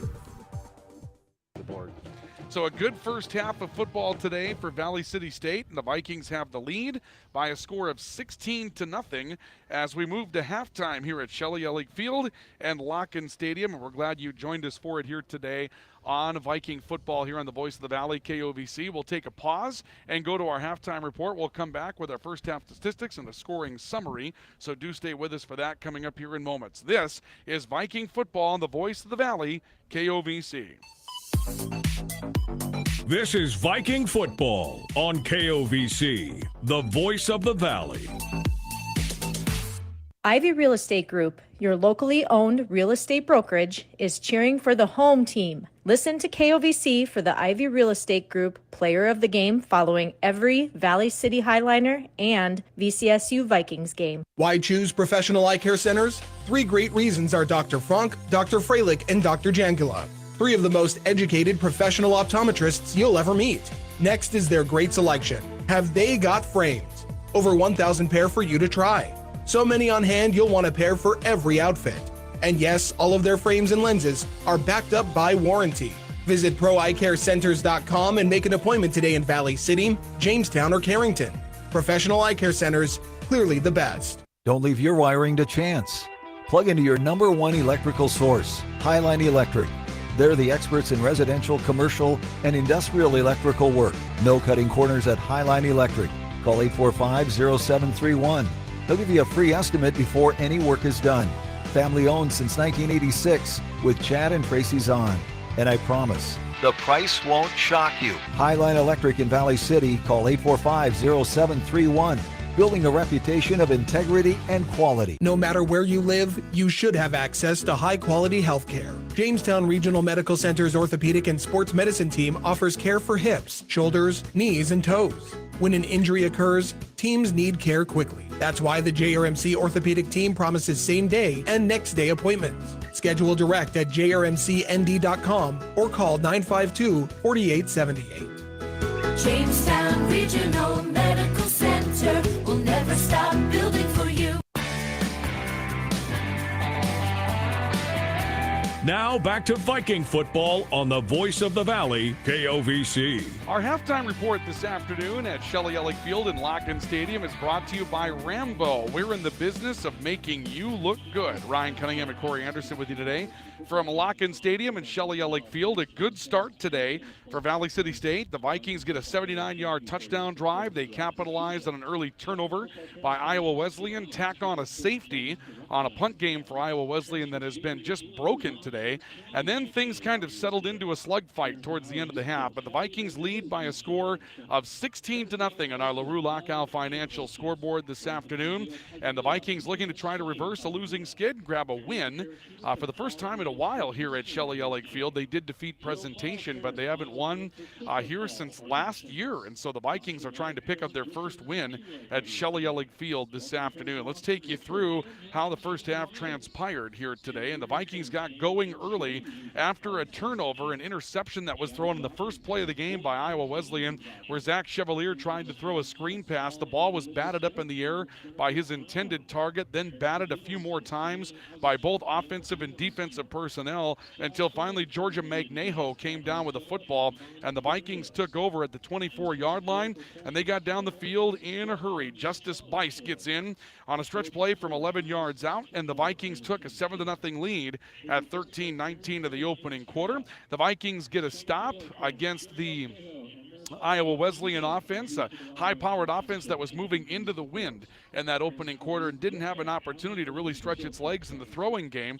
Vikings take over at the 29-yard line, and they methodically go down the field with a 71-yard drive, beautiful drive that was capped off by a Noah Chambers 13-yard touchdown run at 2:01 of the opening quarter to play. Extra point kick good, 14-0 in favor of the Vikings, and that was after Iowa Wesleyan survived another turnover. The Vikings had a chance to score additional points after a turnover, but couldn't quite come up with a field goal, and that's the way the first quarter came to an end. Then in the second quarter, Iowa Wesleyan attempting to punt, and their punter ends up taking a snap. There was no protection for him at all. There were 3 different men ready to bring him down, and he dropped the football. The Vikings tried to scoop score, ended up kicking the ball into the end zone off the ground, and it eventually rolls out of the back of the end zone. Says our officiating crew there was an attempt by Dustin Kosowski to fall on it, but he didn't get to it in time. It ends up out of the back of the end zone. The Vikings are credited with a safety at 11:42 to play. That made it 16-0, and that was the cap of the scoring in this matchup today. From there, kind of ground into this battle of wills between these two teams, where both teams would get the football and come up with stops, and the Vikings tried to continue with their running game, exploited a couple of things in the passing game, didn't quite have the success in the latter stages of the opening half they did up front, but the defense today was really, really solid for Valley City State, and Iowa Wesleyan struggled to develop any sort of rhythm in this one in the first half at all. And that's how we cap our first half scoring on the LaRue Lockout Financial scoreboard. It is 16-0 in favor of Valley City State. The numbers in this opening half, and they kind of tell the story here.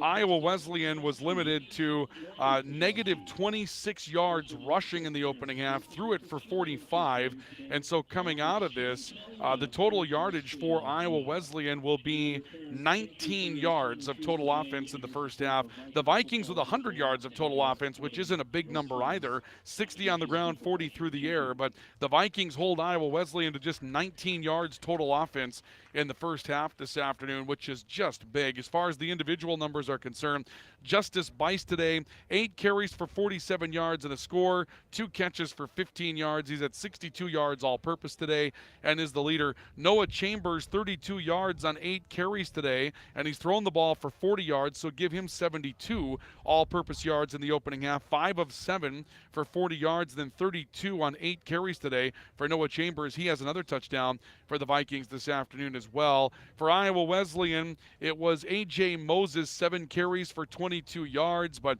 Zach Chevalier, negative 15. Stafford Lewis stacked up for a 2-yard loss in the throwing game.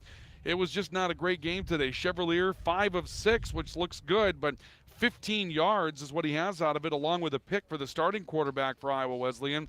Gavin Esquivel completes 2 of 6 passes, but ends up with 30 yards. Jaden Harris, 2 catches for 21 yards for Iowa Wesleyan. The Vikings were led by 2 catches for 18 yards from Austin Young, and those 2 catches that we referenced earlier for Justice Bice has the lead, him on the board with some receiving yardage today as well. But again, 19 yards total offense in the opening half for Iowa Wesleyan. That is the key story here. The Vikings superb as far as the defensive side of the football, and that gives them the lead at halftime by a score of 16-0. Coming up in our halftime report, another conversation regarding some boosters in the Century Club and the V500 Club between Toast in the Morning and people from Valley City State University. So we'll have that for you coming up, and then we'll come back with a look at some of our major college football scores on our LaRue Lockout Financial scoreboard. We're at the break today here at Lock-In Stadium and Shelley Ellick Field, and at halftime, the Vikings lead Iowa Wesleyan by a score of 16-0.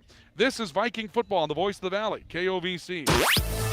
This is Viking football on KOVC, the Voice of the Valley.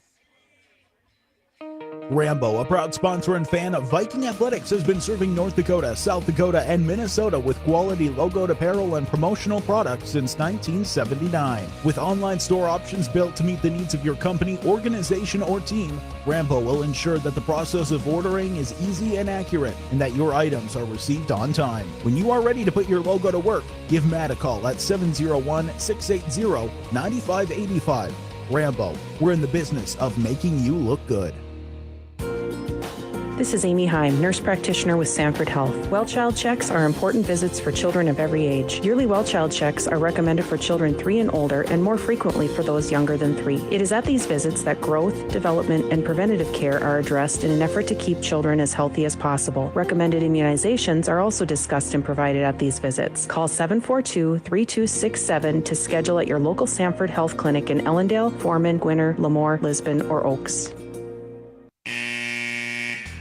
The keys to the game are brought to you by RE/MAX Now of Valley City and Jamestown.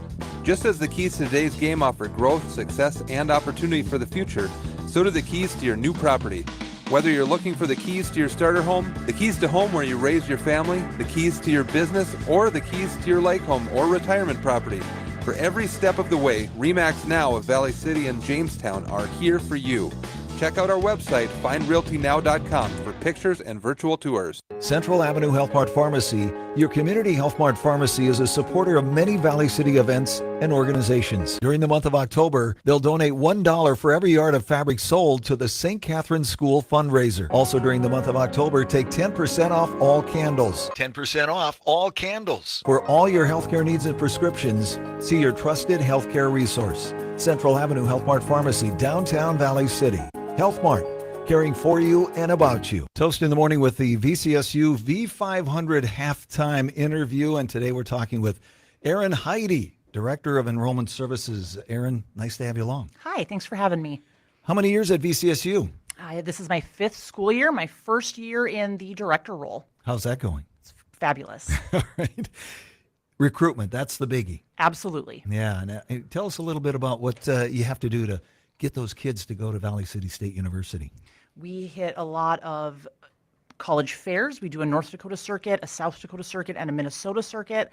And then we will visit individual high schools as necessary. So you might see us out at a local school here and there. We also do a lot of email and text communications, just really stay in touch with those students, kind of build that relationship and get to know them and answer any questions to hopefully get them to come visit Valley City State. And that recruitment thing is a full-time job all year long. Oh, absolutely. Yes, absolutely. Okay, scholarships. So what kind of scholarships are we talking about? Fantastic scholarships provided by the V500 Foundation. Anywhere from a one-year scholarship, either $1,500 or $3,000, to 4-year renewable scholarships all the way up to $16,000. They're all based on your high school GPA. Let's talk about VCSU enrollment. What a year again this year. We're up again. Yes, we are. Incredible, too. And transfers. You know, we have a lot of that going on nowadays. We do. Yes. And yep. Very easy to transfer to VCSU. Very convenient, kind of a seamless transition. So anybody who's interested in transferring, we do encourage them to come check us out. the scholarships available for those people, too. We do have a different set of scholarships for transfer students, yes. Okay. How about a campus tour? What do we have to do? Campus tours, Monday through Friday, any day that we're open. We hold them in 2-hour blocks, and when you sign up, you get that block all to yourself. So when we say that it's a one-on-one personal experience, we mean it. And the whole office is dedicated just to you. Your tour guide's just for you. We are there just for you. But we also have group visit days. So if you want that experience to come and check out campus in a bigger group, you can check us out October 20th or 21st. We have group visit days. A lot of students don't have school. And then November 5th is our next one as well. Interested students and parents can do what to set up that campus tour? You sign up online. So, Okay. yep, head to our website, vcsu.edu, click on the visit button, and pick a date and a time that works for you. Aaron, anything else? Go Vikings. There you go. Yes. Go Vikings. Erin Heidi, Director of Enrollment Services at Valley City State University. Toast in the morning with the halftime interview. The CHI Mercy Health Valley City Foundation invites you to join them for an evening of fun at the Valley City Eagles Club October 21st beginning at 5:30 with a social, raffles, auction, eats with a German flair, and dueling pianos at 8 p.m. Individual tickets are $25, can be purchased online at mercyhospitalvalleycity.org under the Foundation tab or by calling CHI Mercy Health in Valley City 701-845-6400. Proceeds from this event will benefit the purchase of a new mammography machine. Brothers 3 has the area's widest variety of classic and new fishing tackle at the lowest prices to give you the edge this year. Before heading out on the water, stop in and get your live bait and tackle and fill your tank on the highest quality gas and diesel. Brothers 3 is your locally owned and operated convenience store. As always, Brothers 3 has the lowest prices in town on everything from snacks and drinks to gear, propane, and automotive supplies. Remember, it pays to shop at Brothers 3. The book is here. The Smith Lumber Home Center Fall Merchandise Book is here for your shopping convenience. All kinds of items to get you ready for fall and winter. Lawn and garden, tools, automotive, building materials, electrical and heating, plumbing, paint, and more. Pick one up today and register to win one of 2 $500 shopping giveaways. The newly expanded Smith Lumber Home Center on East Main, Valley City. And coming soon, an all-new greenhouse in time for the holidays. This is Hannah Wieland, a freshman at Valley City State University. The V500 scholarship members' generosity and commitment is exactly the kind of community involvement we need to keep VCSU going strong. The many scholarships provided are a testament to the support of the alumni, family, and friends of VCSU. Please keep expanding the opportunities available to enhance the lives of the next generation and make a difference for attracting future Vikings by supporting scholarships online at give.vcsu.edu or by calling the VCSU Foundation. Are you on the right financial path? Are all your financial professionals on the same page? At LaRue Lockout Financial, you can be assured that your investment professional and tax professional are working together. Call Ryan LaRue at 701-845-6938 or James M. Lockout, CPA, at 845-1660. Services offered through Investment Advisors, a division of Pro Equities Incorporated, a registered investment advisor. Securities offered through Pro Equities Incorporated, a registered broker-dealer and member of FINRA and SIPC.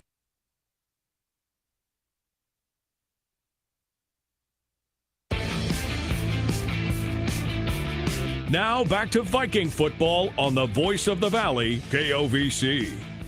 From Locken Stadium and Shelley Ellick Field this afternoon, the Vikings enjoying a 16-0 lead at halftime over Iowa Wesleyan. The Vikings trying to earn their second win of the year and move to 1-1 inside North Star Athletic Association play. Ryan Cunningham, Corey Anderson with you here today. Let's take a look at some of the scores that are coming in on our college football scoreboard. We'll start in the Missouri Valley Football Conference today. Some scores that are going on. They've got a shootout going on between Youngstown State and Indiana State. Talk about defense not being there. It's 34-21 Youngstown, and they're still in the second quarter of that matchup. Illinois State leads South Dakota late first 3-0. Western Illinois down to Southern Illinois by a score of 7-0. Games later, South Dakota State and North Dakota State. That one kicks off at 2:30. That'll be rather interesting game to watch today. Both teams are undefeated in the league, and then Utah Tech and Northern Iowa will square off a little bit later on today. But those are scores that are coming in out of the Missouri Valley as far as some top 25 college football scores, the major variety. Michigan is routing Penn State 41-17 in favor of Michigan with 5 minutes to go in the fourth quarter. Ole Miss trying to hang on against Auburn today. Ole Miss undefeated, ranked 9th, 41-34. And that game is currently going on in Oxford. Right now, Oklahoma trying to hand Kansas its second loss, 49-35, early fourth quarter, 14-point lead for the Sooners in that matchup. And those are the games that are current as far as top 25 football. Earlier today, Illinois defeated Minnesota by a score of 26-14. A host of games coming up later on today. Big matchup would be Alabama and Tennessee, and that one's going on in Knoxville this afternoon. That'll be one that a lot of people are watching, number 3 versus number 6 in the country. So a little rundown of the college football scoreboard there. We're not going to get any scores today that are final from other games in our league because we were the first one to kick off today, but the one that we'll be watching kicked off about an hour behind us, and that one's out in Dickinson between the two teams that are either ranked or getting votes. Number 22 Waldorf and receiving votes Dickinson State. And I think we'll find out Waldorf, if they're for real, are they a trend or are they a mirage? And sure. Making that trip to Dickinson, and you know it's windy out there today. Oh, yeah. And you know what Waldorf likes to do. It's very similar to Iowa Wesleyan. And Dickinson is just, they're used to it. They're going to do what they do. And so I'd be very surprised if it's not a 2-touchdown victory by Dickinson. But we'll see. Turnovers can sometimes be the equalizer, and it'll be interesting to find out what exactly that's like. And next week, speaking of Waldorf, that's where the Vikings go. Next week is to Waldorf to continue their season. And, we talked about this a bit earlier, and it's not what the Vikings are concentrating on right now, Corey, but the fact of the matter is that if they win out, they win a share of the conference championship, right? They still have Waldorf in front of them. They still have Dickinson State in front of them. It's not easy. Go on the road and beat number 22, go on the road and beat receiving votes, but there's still a lot of things in front of the Viking team at this point. There are, and we can talk about that because we're up in the booth. Sure. They're just worried about the next minute of the game and making sure that, they don't have those 22 seconds like they did last week and how that can affect you. And so, yeah, for us that don't have any skin in the game, we can talk about, if we just continue to take care of one game at a time, we'll be where we want to be, and we'll be able to make something out of our season. Tell me how it is that you hornswoggled 2 Viking softball players into bringing us water this afternoon. How'd you pull that off? Well, I just knew that they were the best athletes on, the campus, and so we wanted to make sure these steps are hard to get up and that we would need the water. And so, they were kind enough as I was coming up here to say, hey, at halftime, we were really thirsty last time. Can you guys bring us up some water? And Joelle Lamontagne and Sage Forsyth decided that they would be kind enough to do that. Joelle what now? Who, what, where? Who? Lamontagne. Lamontagne. Where are you from? Oxford, Saskatchewan, Canada. Canadian on top of that. Okay. All right. And you said Sage Forsyth? Is that the right? Is that a Hillsborough, Central Valley kind of connection? Yes, exactly. I've lived there all my life. Okay. Which one? Hillsborough, Buxton, or okay. Hillsborough all right. only. It's Yeah, you where don't. my mom worked and my dad works close by. Okay. Yeah, Hillsborough, Central Valley. The team that saw the Hennings Guards coming and decided to sign a quickie co-op so they could win like 8 state championships or whatever it was. They were on their way to Thompson, and then the story goes, Hillsborough said, listen, we'll even put Central Valley in the name so you can be HCV, but you got to come here. You can't go to Thompson. And Thompson wasn't going to put Central Valley in the name. And so, by the way, I went to church with the Hennings Guards while I was living up there, so I hear more of the story than you hear, I guess. And Sage could probably fill us in on some details. And the Hennings Guards are from Nelson County, Talnut Pekin area. Okay, so. all right, so there's some connections there. Yeah. God's country. And for our Saskatchewan friend, go Blue Bombers. Sorry about that. I'm a Blue Bombers fan, right? So that whole Banjo Bowl thing, I dig into that. It's fun. It's a good time, right? We're ready for the second half of football today. Thank you, though, ladies. That was awesome for you to come up here and deliver us some beverages. I appreciate that. The Viking softball field is right off in the distance, and it's been beautiful over there this year, and then it will snow. And then we'll be lucky if we play 5 games on that thing, unless we get a nice spring. But lately, boy, our springs have not been conducive for the bat sports, Corey. No, it hasn't. We played on some snow over there last year, and so they will be defending a conference championship this year. Very nice. Hopefully they can get out there and do it right there on that field. All right, the kick is away, and it's a sort of squib kick from Iowa Wesleyan that will be covered up very securely at the 25-yard line by one of the upmen for Valley City State. That's Loki Aizi, linebacker out of Anchorage, Alaska. And so the Vikings will have the football with the wind to start the third quarter of play. They lead at 16-0. So, Corey, you've got the wind here. You've been able to run the football fairly well today, but you have the wind. Is there a little bit of urgency to really use that to your advantage, or do you like what the Vikings did against it even in the second quarter? I don't think that you're going to see us come out and use the wind and all of a sudden open up and pass the ball, because I don't believe right now that's what we're comfortable doing. I think we got to play to our strengths right now. You have a 2-touchdown lead. Do what you do well, and until they stop it and make you adjust to it, then act accordingly. They'll put the ball at the 25.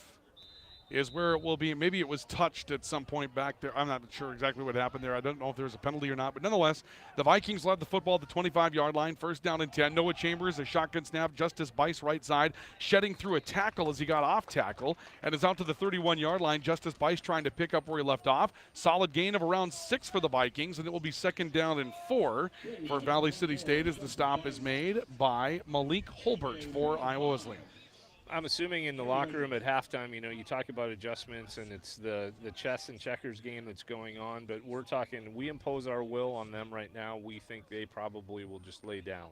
2nd down and a long 4. The turn again, and this is Bice running right side. And the Vikings have tried this wrinkle in their running game, and it has not been particularly successful today as Bice is brought down for no gain. Jeremiah Pauling will get to him. It's an extra turn. It's a little pivot by Noah Chambers meant to, I guess, throw a little misdirection into the thing, but Iowa Wesleyan hasn't bid on that so far today. They have not, and it's a counter action that they're trying to use in the backfield to keep their linebackers guessing a little bit, and they have just been very good with their gaps and very sound with their integrity that way. So here comes 3rd down and 4. Bice to the right of Noah Chambers, opening possession of the second half. Chambers dropping back, looking to throw, looking to his left. No one there, now steps back, looks, goes back towards the right side, scrambles, throws a softball over knee. Then he's got Gottenberg for the catch at the 45-yard line, who breaks a tackle, tries to get free at midfield. He's up to the Tiger 49-yard line. That'll be a pickup of 20 yards for Jacob Gottenberg on one of the longest plays in college football history.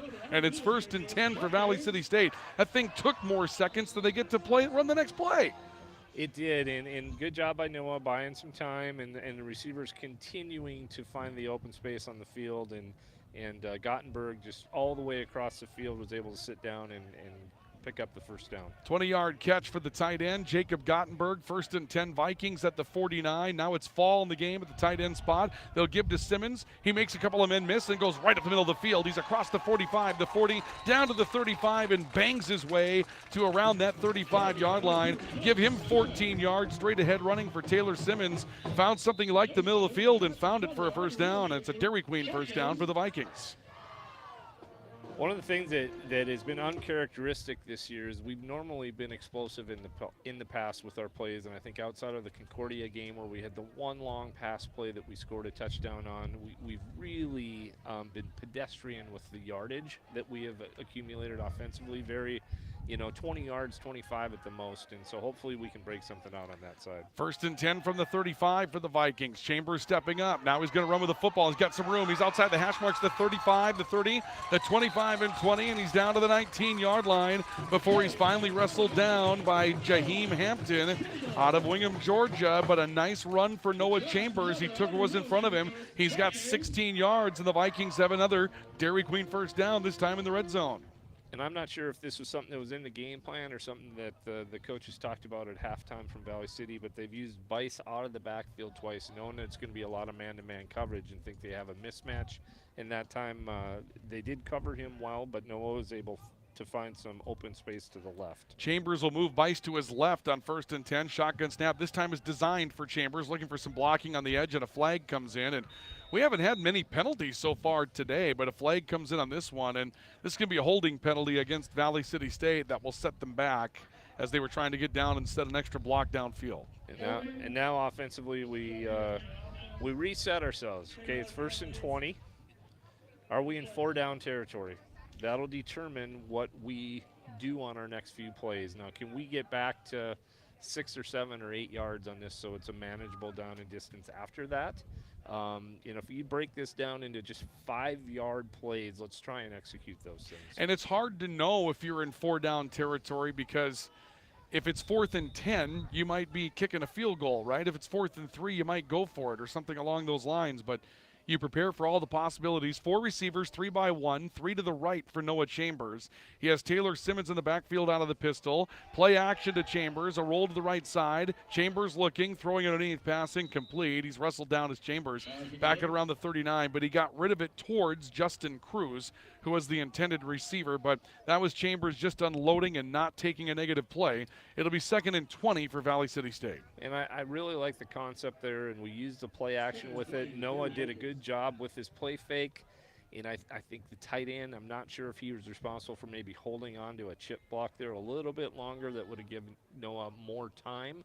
The tight end got out probably a little early, and it just disrupted the rhythm of the play. 2nd and 20, 4 receivers again, 3 to the right. Austin Young's in the slot on that side, and Ferris Amigangpwe is in the middle. Dropping back, Chambers looking to throw. He steps up, throws it underneath. Pass caught by Amigangpwe, broke a tackle. He's at the 20 trying to cut back, stumbles his way down to the 16-yard line. For a moment, Simmons was open back behind the defense, but it looks like Chambers sort of keyed in on Amigangpwe, and he's able to complete the ball to the 16-yard line. So here's that manageable 3rd down. It's 3rd and 8.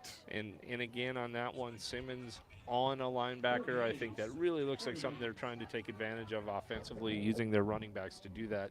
And great catch by Ferris on that one, because he was not open, and he was able to shake to get the yards that he did. So here's 3rd and 8.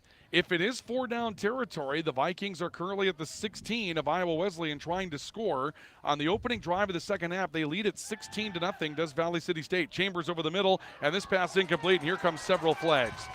Austin Young was held, and there's no question about it, and the defensive back, Jakeem Brock, can lobby all he wants to and jump up and down screaming mad, but the fact of the matter is he got hooked up with Austin Young. Clearly Young could not complete his route. That's one of the easier flags to throw on pass interference. Yeah, and actually he's probably fortunate he interfered with that, because if he doesn't, I believe it's a touchdown. Yeah. Young had about a half a step being interfered with as it was, and if he'd have been running free, that ball was thrown right where Noah Chambers was going to put it in Young's grasp. We'll wait for the administering of the penalty by Chris Mills, and they are going to call defensive holding, so it's not interference.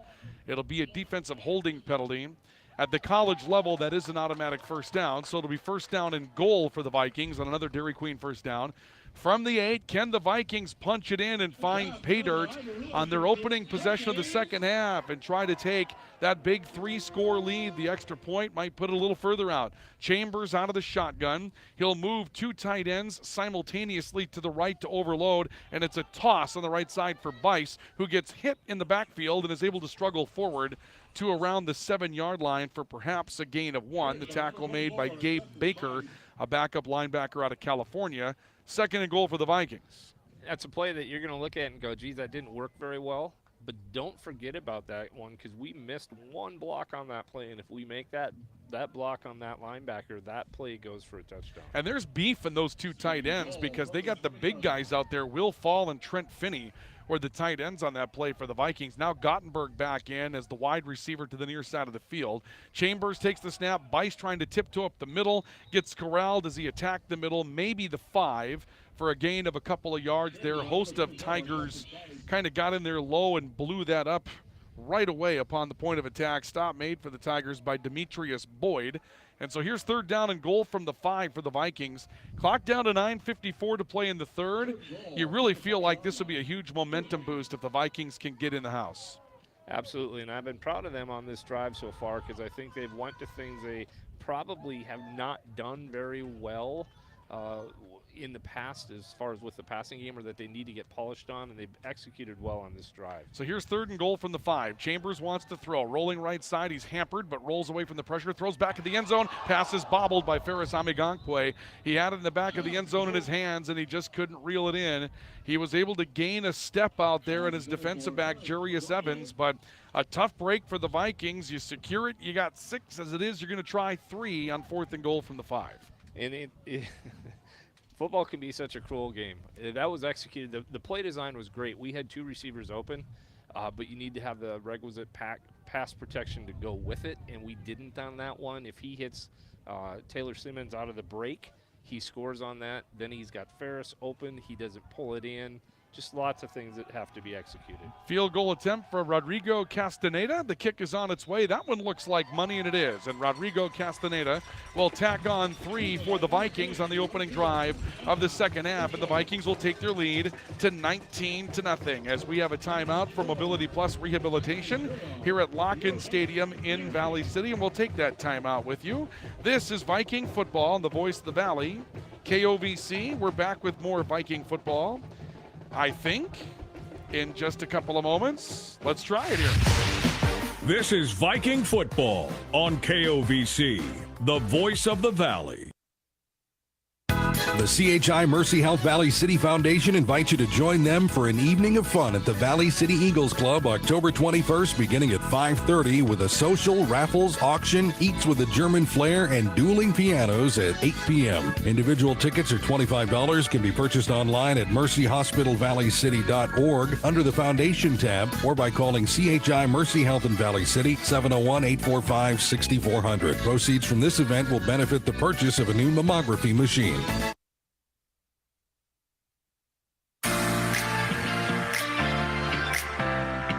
Now back to Viking football on the Voice of the Valley, KOVC. The Vikings will kick the football leading 19-0. They tack on 3 on the opening drive of the second half. And with 9:21 to play in the third, the Vikings lead 19-0. Kick is away from Asila Siwa. It's a line drive kick to the far side. Ball from the 8-yard line for Iowa Wesleyan, setting up far side return, the 20 to 25. He sneaks his way out to the 30. Another tackle out there for Riley Gerhardt, who can't seem to pace himself.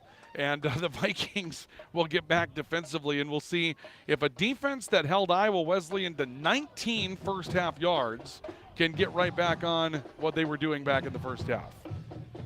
And Riley had 6 tackles in the first half, so he is off his pace of 18 from last week, but we'll take what we got from him.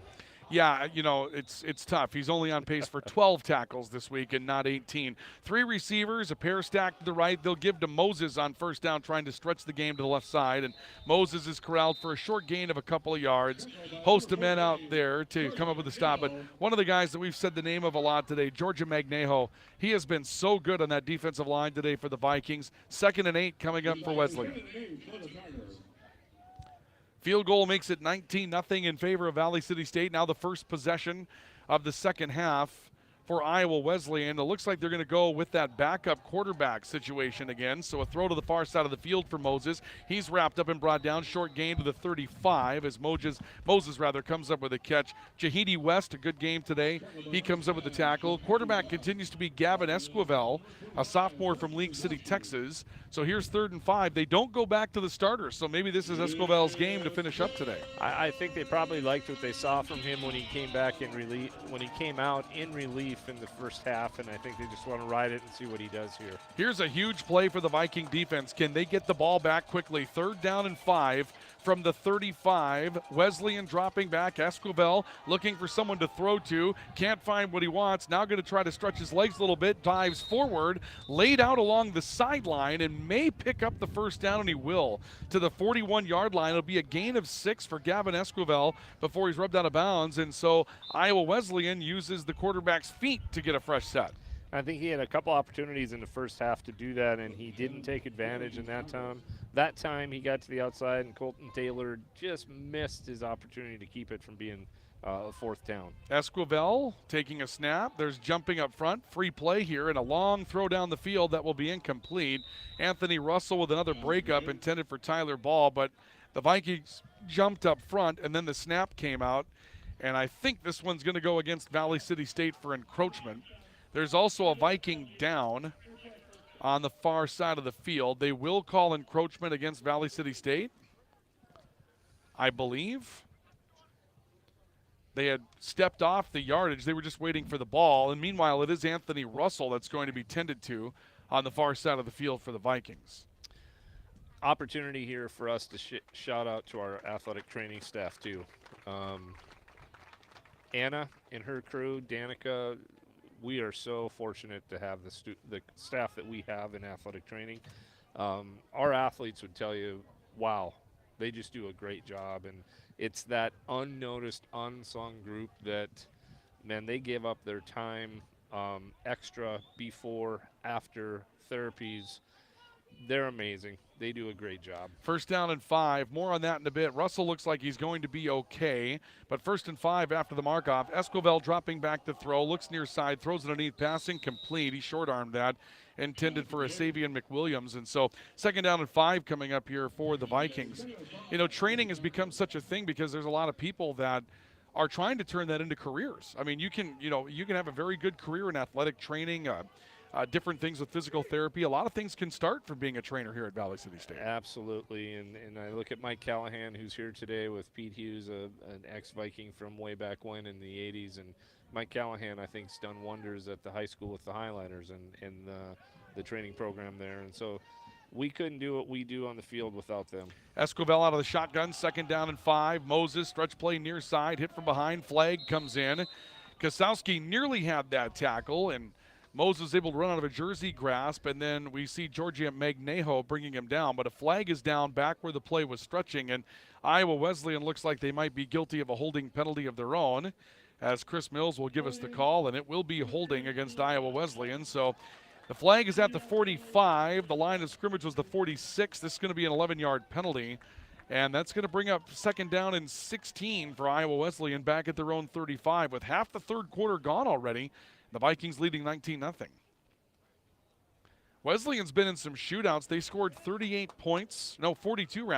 in a win over Mayville State earlier this season, and they've had the ability to put points on the board, but they were shut out last week by Dickinson State by a score of 23-0, and the Vikings done a nice job against them here today. Esquivel to throw, slant, picked off, taken away by Jahidi West, and West is on the return outside the numbers. The 30, the 25, the 20, he'll spin out of bounds inside the Iowa Wesleyan 20-yard line. They're going to spot him down to the 19, maybe the 18, and the Vikings are in business with a 1st and 10 inside the red zone, leading 19-0. good for Jahidi. You know, last year he was as good in the NAI as there was at interceptions. I think he had 8 total on the year.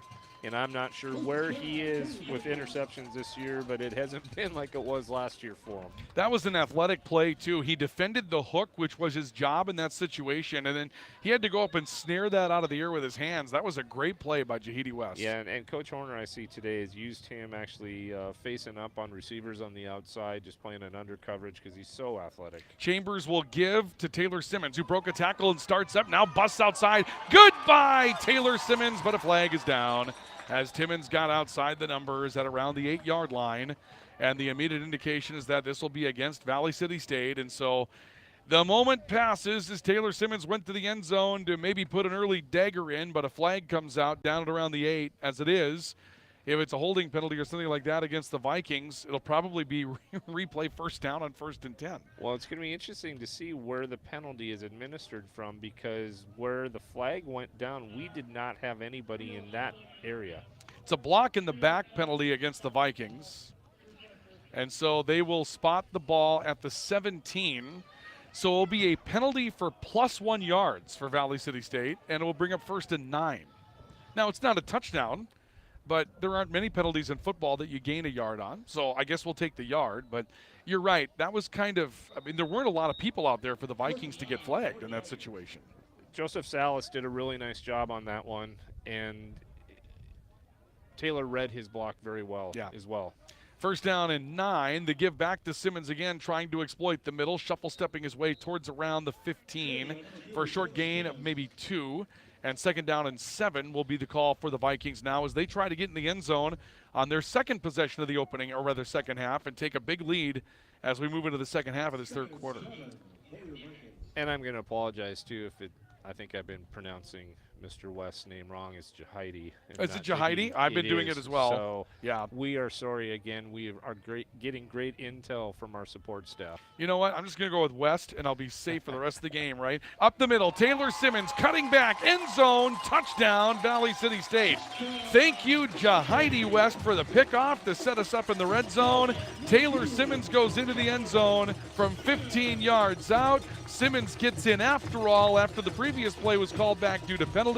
The Vikings will take a 25-0 lead over Iowa Wesleyan late in the third quarter. Touchdown run will be of 15 yards for Taylor Simmons. And Simmons getting into the end zone will give the Vikings a 25-0 edge. And the Vikings apparently are going to go for 2, which would put them up 27-0. And that has Iowa Wesleyan confused. And so now the Tigers are going to call for timeout with 6:26 left to go before a 2-point conversion try. I'm not sure what happened there. Corey, what did you see? Was it them that took the timeout, or was it us? They indicated it was Iowa Wesleyan. I it think may have been the Vikings that took the timeout. But I think what happened is we spent too much time celebrating, and then all of a sudden the play clock was expired. Okay. And we didn't have the opportunity to snap the ball, because as I looked over, it was on 0.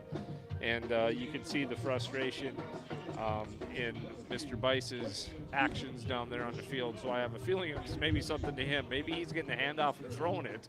I don't know, but he was a little disappointed. So it isn't a penalty, though, against the Vikings. So it's a timeout before a 2-point conversion run or pass. And the Vikings will have to come back out and snap the ball from the 3-yard line. We've got the VCSU pep band here today. They sound great. It's always good to have them here. And I'll tell you what, they've been active for participants throughout the course. They got a lot of numbers down there today. They do. Jerry Heidi, shout out to him and the work that he's been doing over there, and you know, sharing that great Center for the Arts building and building that program where it's supposed to be. So here we go, 2-point conversion. Noah Chambers with Justice Bice to his left, 2 tight ends for the Vikings, and the ball's on the ground as they try to stretch play with Taylor Simmons. Simmons picks it up and has nowhere to go, and so after all that, the timeout and everything, the Vikings end up putting the ball on the ground of the 2-point conversion. And I'm sure, you know, Corey, you're an offensive coordinator. That's one of those things that's got to frustrate you coming out of a timeout, that you don't have the opportunity to execute what you want in that situation. Yeah, and I like the concept. And again, I think it was just one of those things where it takes focus. You got to play this game with focus for the entire time. And you get some breaks, but then you got to bring that focus back in. And I don't know what Taylor saw on that one, but it looked like he might have taken his eyes off of things and was looking ahead to see where his blocks were lining up and got excited. And it's human nature. Those things happen. Now we just got to let it go. So the Vikings will kick it away, leading 25-0 with 6:20 left to go in the third quarter. I have to think here, Corey, though, this is, I mean, it's desperation time for Iowa Wesleyan. You don't come away with points here, and I think you're moving on to next week. This is the game right now for the Tigers. They've got to find something on the offensive side of the ball. Well, they do, and conversely on our side, we just got to take care of the things that we're able to take control of. Absolutely. I go back to those 22 seconds last week and how quickly things can turn. Very, very true. You know, we've got them down. We've got to keep them there and not give them life. So Masilla Siwa will come onto the field to kick this one away for the Vikings. The kick is a line drive, end-over-end kick with the wind. It'll be taken at around the 5-yard line by the Tigers. The return is for Damian Tonellis, a wide receiver out of Fort Lauderdale, Florida. He'll cross the 20 and the 25 and gets himself to around the 20. Actually, correction. He may have been out of bounds before he got to the 25-yard line. It looks like a spot's going to have him around the 24. And so here we go, 25-0 Vikings with 6:14 to play in the third quarter. The Vikings looking for their first conference win. They'll get back on the defensive side of the football, and Iowa Wesleyan will stay behind Gavin Esquivel, the backup quarterback, who will step in with 3 receivers, trying to get his team on the move downfield. Esquivel waiting for a shotgun snap, takes it, dropping back to throw, throws it underneath, pass knocked away. Riley Gerhardt is frustrated because he had a half a second to react to that pitch. It hit him right between the 5 and the 9. He knows he's going to the end zone, but he ends up batting it down incomplete and then grabs himself by the ear holes, wondering what he just did. I think it's probably the only thing he hasn't done this year. Well, 2 things. He probably hasn't completed a pass. No. But he hasn't scored a touchdown either. So right. He's trying to get that off of his to-do list. Yeah, I like the way you put that. 2nd down and 10. Shotgun snap, Esquivel looking to give this away. A flag is down as Babel comes in to run the football again for Iowa Wesleyan. He got stacked up right around the 26 and driven backwards. We can't say enough about what the defense has done this afternoon. They limited Iowa Wesleyan to 19 first-half yards. While we wait for this penalty to sort itself out, Corey, do you feel like, as we've watched Chambers this afternoon, he really seems like a different quarterback than what he was even last week? You know, you talk about the learning curve for a freshman, a true freshman stepping in, and I don't know, I read that maybe a little bit more confidence, a little bit more I'm doing this today, maybe more assertiveness for the young quarterback for the Vikings. Well, and I think, you know, as you get a little bit more separation in the score, it allows you to relax a little bit more and maybe not feel the pressure of I need to be perfect in this situation and just the experience. I mean, you know, when you've been through things a few times and you become a student and you learn how to watch film and you see the things that you can exploit and just kind of the aha moments that only happen that you know about. Yeah, it's a penalty against the Vikings, apparently for lining up in the neutral zone. So here's 2nd and 5 after the mark-off of the penalty. Esquivel throwing downfield, pass caught along the near sideline on an athletic grab for Asavian McWilliams, who then tiptoes his way down the boundary and moves all the way to the Viking 40-yard line. It's going to be a pickup of 30 yards for Iowa Wesleyan, their longest play today, and it's 1st and 10 for the Tigers inside Viking territory. That was a great catch on the sideline. I think he fought off interference because I think Micah Olson came through a little early on that, but he was still able to haul that ball in and then continue down the sideline. Very athletic play. Pair of receivers to the left, slot back that way as well. 1st and 10 for the Tigers. Esquivel dropping back, throwing over the middle, pass caught, and then dropped immediately for about a 3-yard pickup. Is McWilliams again, if I'm not mistaken, and it is Asavian McWilliams that'll make the catch up to the Viking 37. He was driven back immediately. 3-yard pickup for McWilliams. It'll be 2nd down and 7 for the Tigers. It was either McWilliams or it was number 32 that they both ran the exact same route that time, and so one of them was wrong because I'm sure that wasn't the concept of how it was drawn up. 2nd down and 7. Since McWilliams caught the ball, you would think it was most likely the slot back that ran the wrong route that time. That was J.C. Gill, who's a freshman tight end out of California. They'll give to Babel, who stretches right, now cuts back over the middle of the football field, tackled high, and comes down at around the 26. It'll be a first down. It'll be a pickup of 11 yards for Babel. In the meantime, there's a Viking throwing everything. That's Georgie Magnejo, who I think threw a mouth guard and then threw a protector off of the uniform. He's upset about something, and we'll wait to figure that out. But first of all, Esquivel giving the football away to Babel again, trying to exploit the middle. There's more garbage on the field as Magnejo goes down to the 24 for a gain of 3. And this field's starting to look like a hockey game where somebody broke a stick in 3 pieces. Yeah, I think what Georgie's throwing off is on the back of your shoulder pads, there's a flap that comes down on the back side that kind of protects your kidney area, that lower back area. And if that's gone, probably means he was being held, and I think that was his frustration. 2nd down and 7. Shotgun snap for Esquivel. It wasn't that he was throwing it. It was the way in which he was throwing it. He wasn't frisbeeing it to get it off the field. He was frustratingly throwing the fastball right over the top. And I couldn't read what was going on there. Esquivel will give it away to Babel, trying to stretch right, cuts back middle, hit again. He's going down for no gain, maybe a loss, back to the 25-yard line. Great penetration out to the near side of the football field, and some of the backups, while Vance Dumas is a starter, he got in on part of that stop. But Loki Aizi getting a chance to play. He comes up with most of the tackle for the Vikings. And defensively, you've played so well all day. Let's keep this shutout intact. Let's reward ourselves by let's rise up right now and let's make that play. Let's do our execute our responsibilities and let's really finish this strong. 3rd down and 8 for Iowa Wesleyan. The Viking crowd coming to life. The ball at the Viking 24. And now Iowa Wesleyan wants to take a timeout before they run their next play, and we will do the same. It's a timeout for Mobility Plus Rehabilitation. On the LaRue Lockout Financial scoreboard, the Vikings 25, the Tigers nothing. This is Viking football, the voice of the Vikings and the voice of the Valley, KOVC. This is Viking football on KOVC, the voice of the Valley. Ivy Real Estate Group, your locally owned real estate brokerage, is cheering for the home team. Listen to KOVC for the Ivy Real Estate Group Player of the Game following every Valley City Highliner and VCSU Vikings game.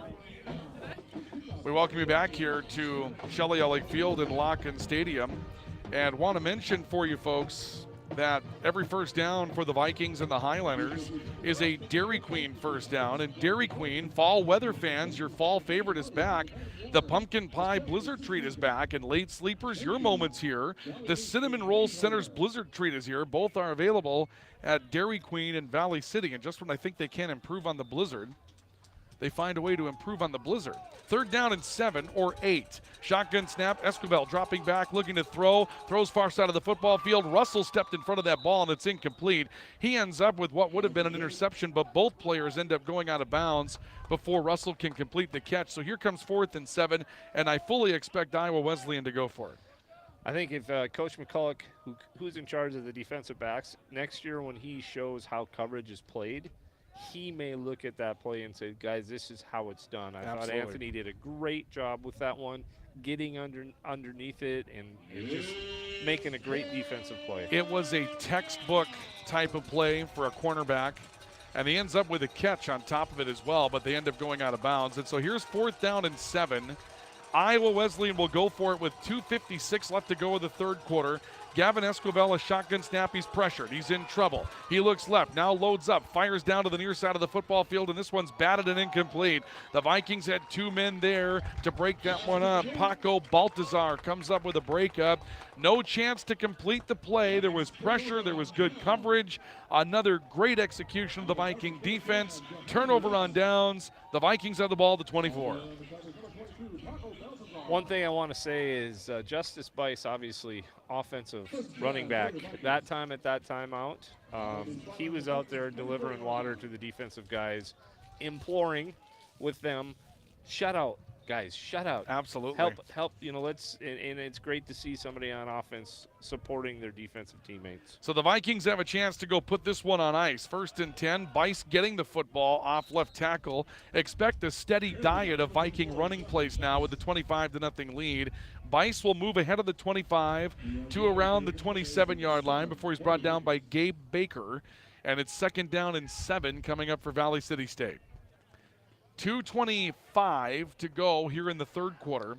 And the Vikings would love to just take this drive and move it into the fourth, and then every time they get the football, just stay on the ground and watch that clock eat away and get their first North Star Athletic Association victory of the year. Bice again, little misdirection, gets a good lead block, tries to spin out of a tackle, spins his way to the 30 for a gain of about 3 yards. I have been impressed today with Gavin DePedro, who is the middle linebacker for Iowa Wesleyan. He's played a pretty physical game today for the Tigers. He has, and he's the one guy that if we were to go back and look at this on film, we would say we need to have a helmet on that guy or somebody responsible for him every play, and they probably do. He's executed so well that he's avoided those blocks. 3rd down and 4 for the Vikings after the gain for Bice. That'll move the ball just ahead of the 30. Shotgun snap, Chambers to Bice. He's behind a wall. This one's going to struggle. He'll move the ball to the 30-yard line, which was the line of scrimmage, and that's it. Clock will move with 1:25 to go. So the Vikings a little conservative in that possession, trying to chip away at the clock.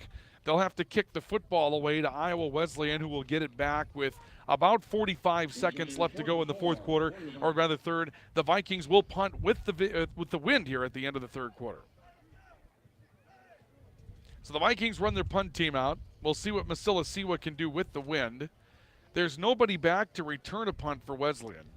4, 6, they've only got 10 guys on the field. Now an 11th one just snuck out there at the last moment. Kick is away, and this is a beauty from Masilasiwa, using the wind to his advantage, and it hops in bounds and rolls inside the 25, and will go out of bounds at around the 22-yard line. Yeah, Damian Tonellis got out there at the very end, but for the vast majority of the lead up to that kick, Iowa Wesleyan only had 10 men on the field. You know, Corey, let's talk about this for a second. This is a team that's played 7 football games. They played 2 more than the Vikings. They've won 3. And yet what we've seen from them so far today, a 3-win football team, is there's a lot of dysfunction. They don't seem to really have a good place to be offensively, defensively, or special teams today. Yeah, I don't know if you want to say it's the bus drive up here, if whatever those things are, but I'm telling you, their body language hasn't been one that's been great today. Sure. And they just haven't showed their abilities. They give the football away in the backfield to Babel, who's been kind of their offensive spark plug here in this third quarter, as the backup running back, Jordan Babin, not Babel, but Babin, 23 carries for 135 yards coming into the day. He's going to pick up 11 more there, and will take the football out to the 33, where it's a first down for Iowa Wesleyan. They're trying to move quickly now, and Gavin Esquivel drops the snap, then drops the football, and it will be covered up at the end. I think Babel made the recovery, or did Esquivel just – no. We have a different man that recovered the football in the long run for Iowa Wesleyan. I think that's going to be J.C. Gill that got it. And there will be a loss of a couple of yards back to the 31. And if they get one more snap off, they'll have to hurry because the clock's down to 15 seconds here in the third quarter. The Vikings leading 25-0. 10 seconds left. Second down and 12. Esquivel waiting for the snap. 3 receivers, twins to the right. Esquivel's got it, drops back, looks to throw. Ball's batted and falls incomplete. Could have been picked off. And the clock will stop, but there's zeros on it, and that's going to be the end of the third quarter of football today.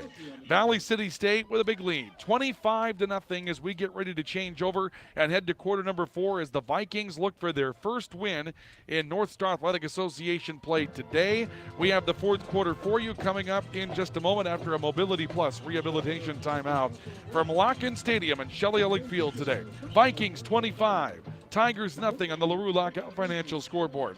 This is Viking football on the voice. Hey college students, are you looking for a part-time job that works around your schedule, pays well, and gives you free money for college every year? McDonald's offers all of it. We can work around your schedule, and we give $2,500 scholarships to everyone who works for 3 months and averages 15 hours per week. That's 2 full shifts a week or 3 shifts of 5 hours. It's that easy. We've already given out more than $75,000 to students in North Dakota this year. Let us help you become the next scholarship recipient. Come join our team. Text ND29 to 38000 to apply today. You live life on the move. While you determine what direction that may be, we're here to help along the way. So go. Go with values. Go with friends. Go with support. Go with convenience. Esquivel throws over the middle, pass caught, Tyler Ball, first down, up and around the 45. Be a pickup of around 15 yards as Esquivel hangs in against some pressure coming from the Vikings and move the sticks for Iowa Wesleyan. They've had a couple of big ones. Outside of that, not a lot throughout the course of the day offensively.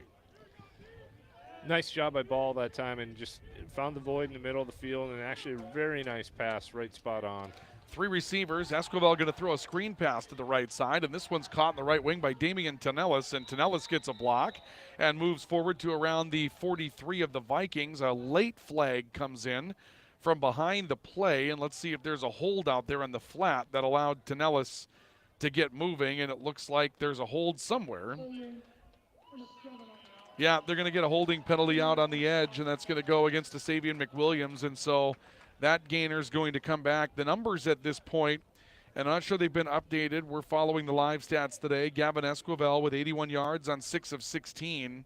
As far as the team numbers are concerned, taking a look at the total offense, 100 yards of total offense recorded at this point for Iowa Wesleyan. And when you think about it, they had a 40-yarder and a 15-yarder, so 45 yards before just 2 plays in that third quarter. And that's really the big storyline of this one today. This is a penalty that turns out to be a penalty of about 7 and change and moves the ball back to the Tiger 38-yard line.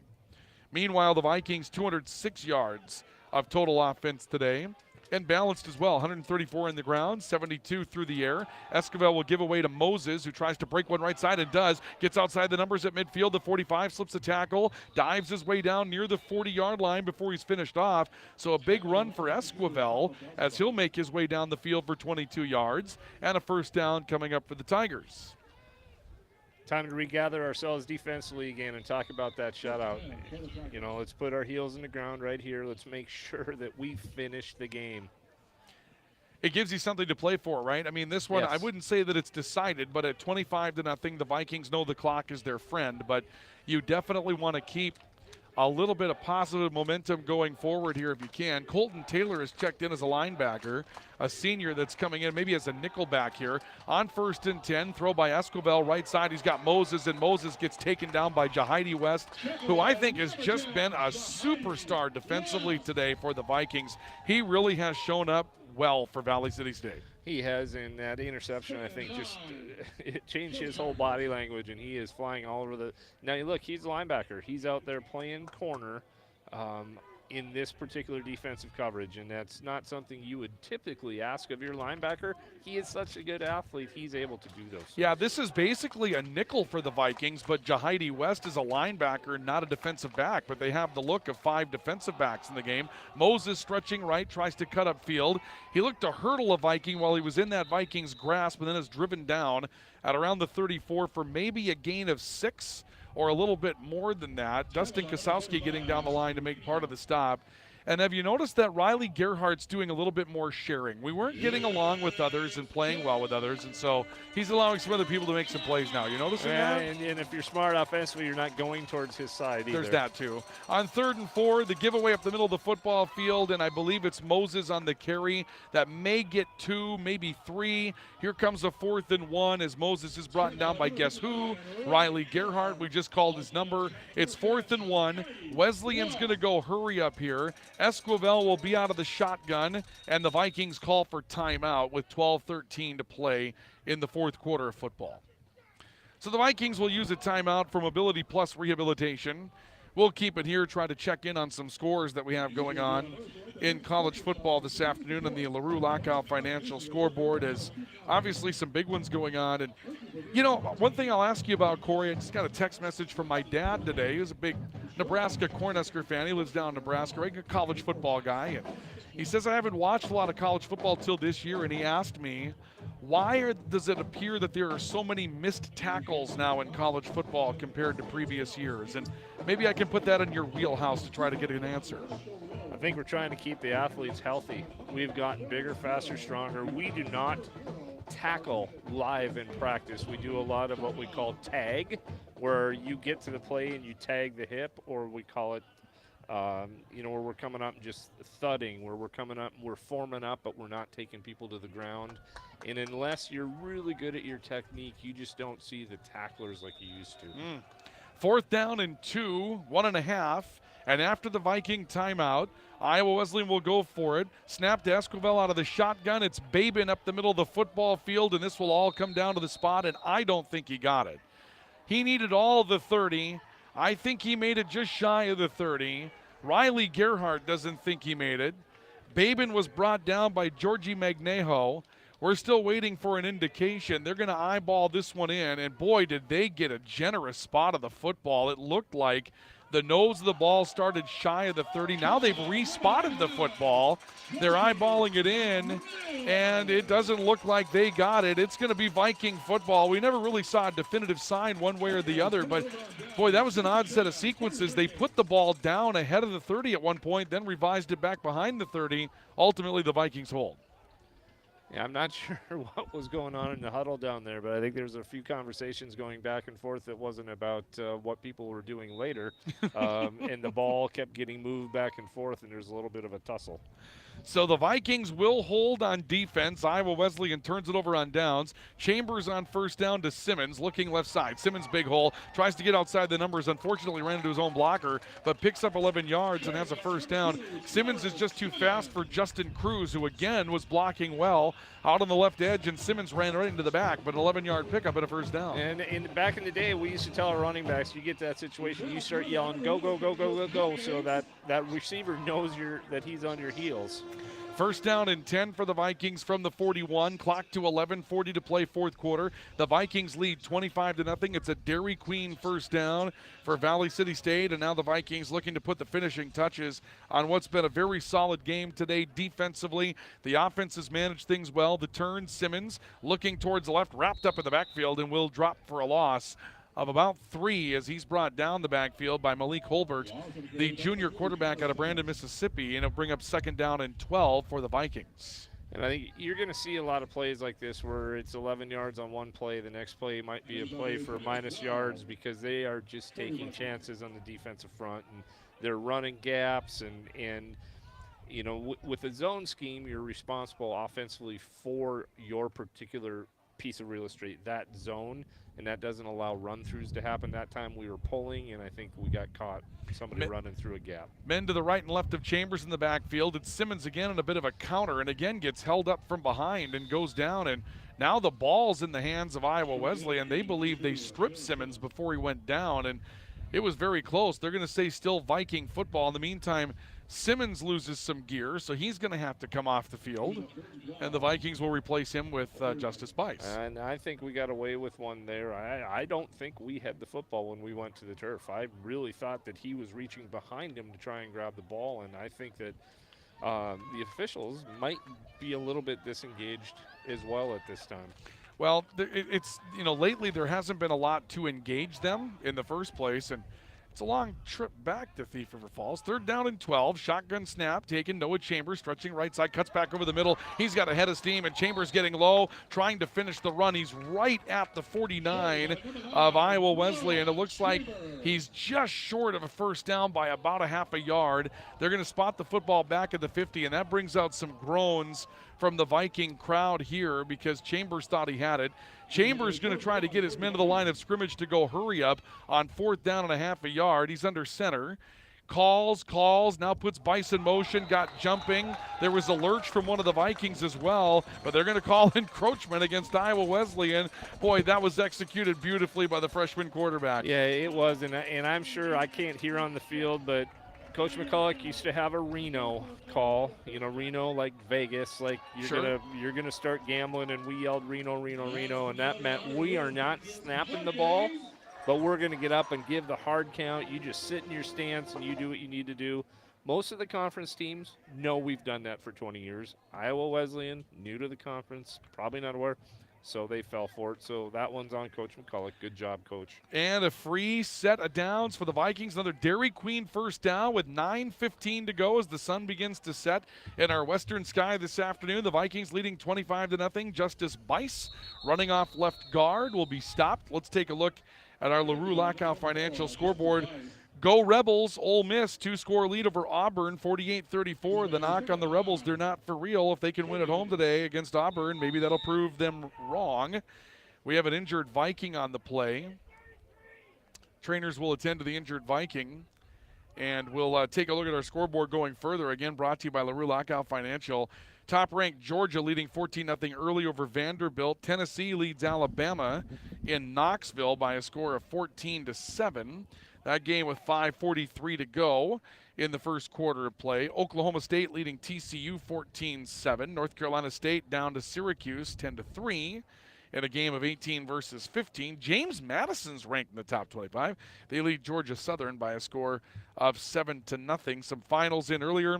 Michigan routed Penn State today 41-17. Oklahoma knocks off Kansas 52-42. Texas with a win over Iowa State 24-21. And Illinois defeated Minnesota by a score of 26-14. The injured Viking was Leon Smith, a sophomore offensive lineman out of El Paso, Texas.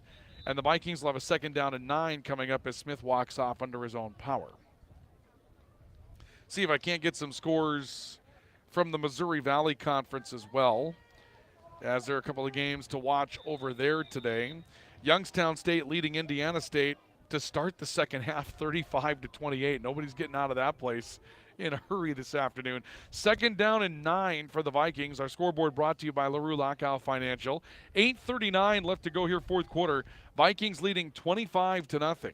Shotgun snap, Chambers turns, Bice backfield off left tackle, big hole, he's outside the hash, now to the numbers at the 30, stiff arms a man, he's dragged down from behind as he got to the 21-yard line. It's a pickup of 23 yards for Justice Bice, and he just absolutely made Jakeem Brock pay on the end of that with a hard stiff arm that put him right on the turf. And there was that counter action that you had commented earlier that hadn't been very effective, but they did stay with the game plan. They saw some things they liked, and their tight end led up that time. Fall did a good job of leading Bice up the weak side on the left.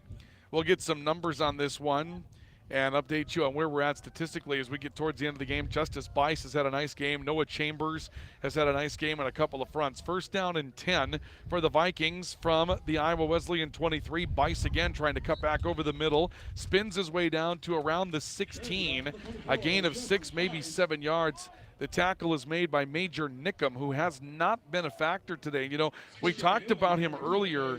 Major Nickum, linebacker, coming in at 77 tackles, 5 sacks, 18.5 tackles for loss. We've said his name once before, and that was when he ran into one of his own men and went down. That's the first tackle I think he's made today. Yeah, and we only attempted 7 passes in the first half, and I think part of his game is the blitz game.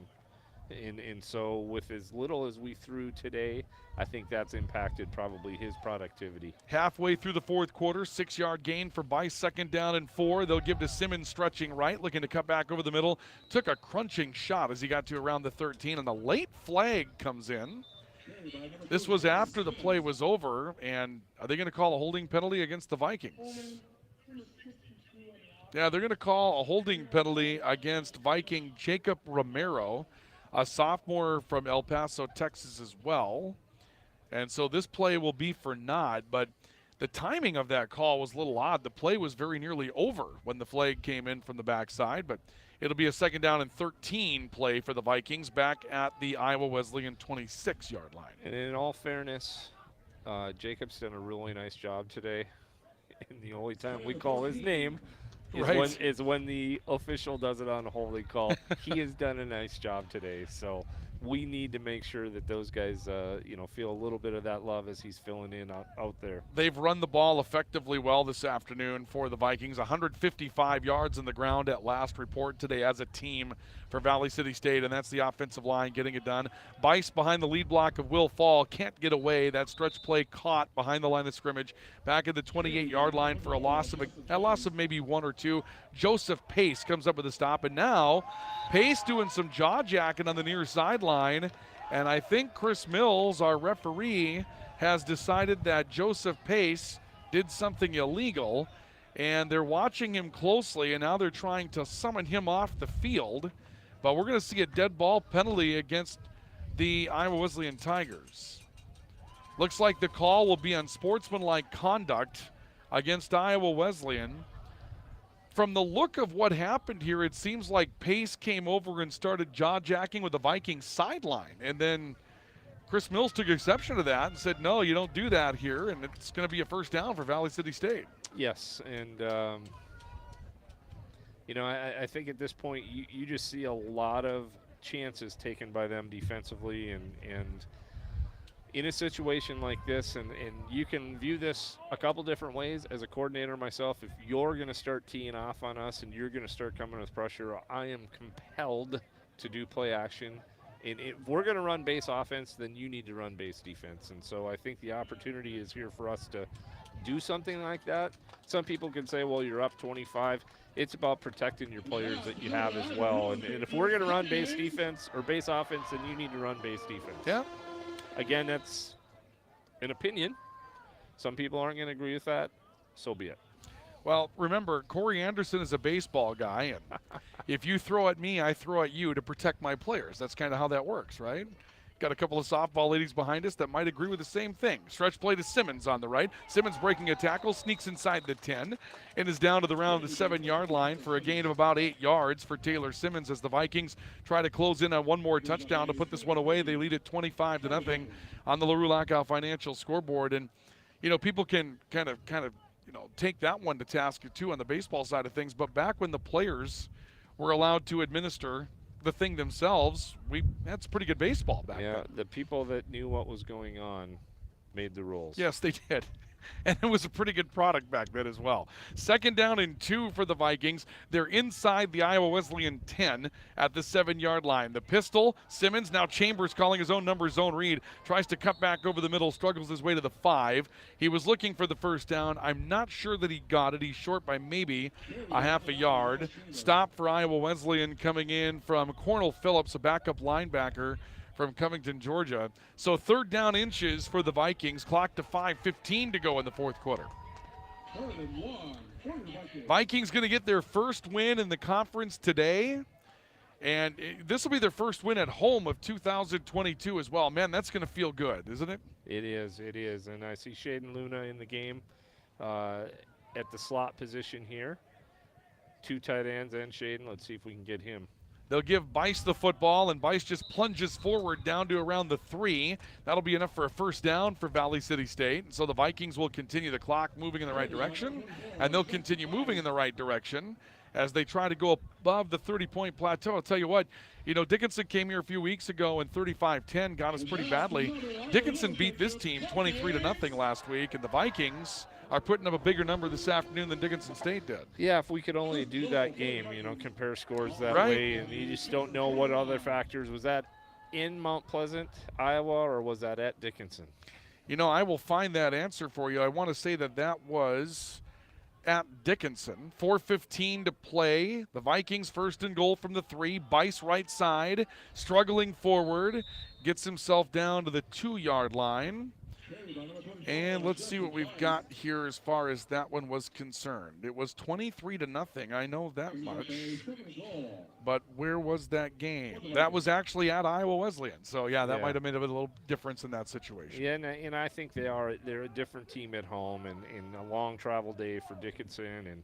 And again, it plays to our advantage too. Dickinson's a physical football team, and I'm sure they're probably feeling a little bit of what happened to them last week. They're after an emotional game against Mayville State, which was the 42-38 game. Sure. 2nd down and goal from the 2 for the Vikings. Noah Chambers will be under center. Bice deep set out of the ace-back position. Bice again, left side, trying to outrun the coverage to the edge. He gets into the end zone for a Viking touchdown. Justice Bice finds his way in for the 2nd time today, this time from 3 yards out.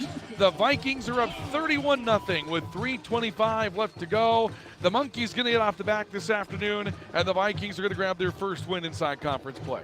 That would happen the first week of the year. He'd have had 3 or 4 penalties on that particular one compared to the high stepping he had. But I probably need to stay. Dave Carlson would say, hey, silence can't be quoted, right? I probably should stay silent about that one now. No, that's improvement, right? That's improvement. Maybe.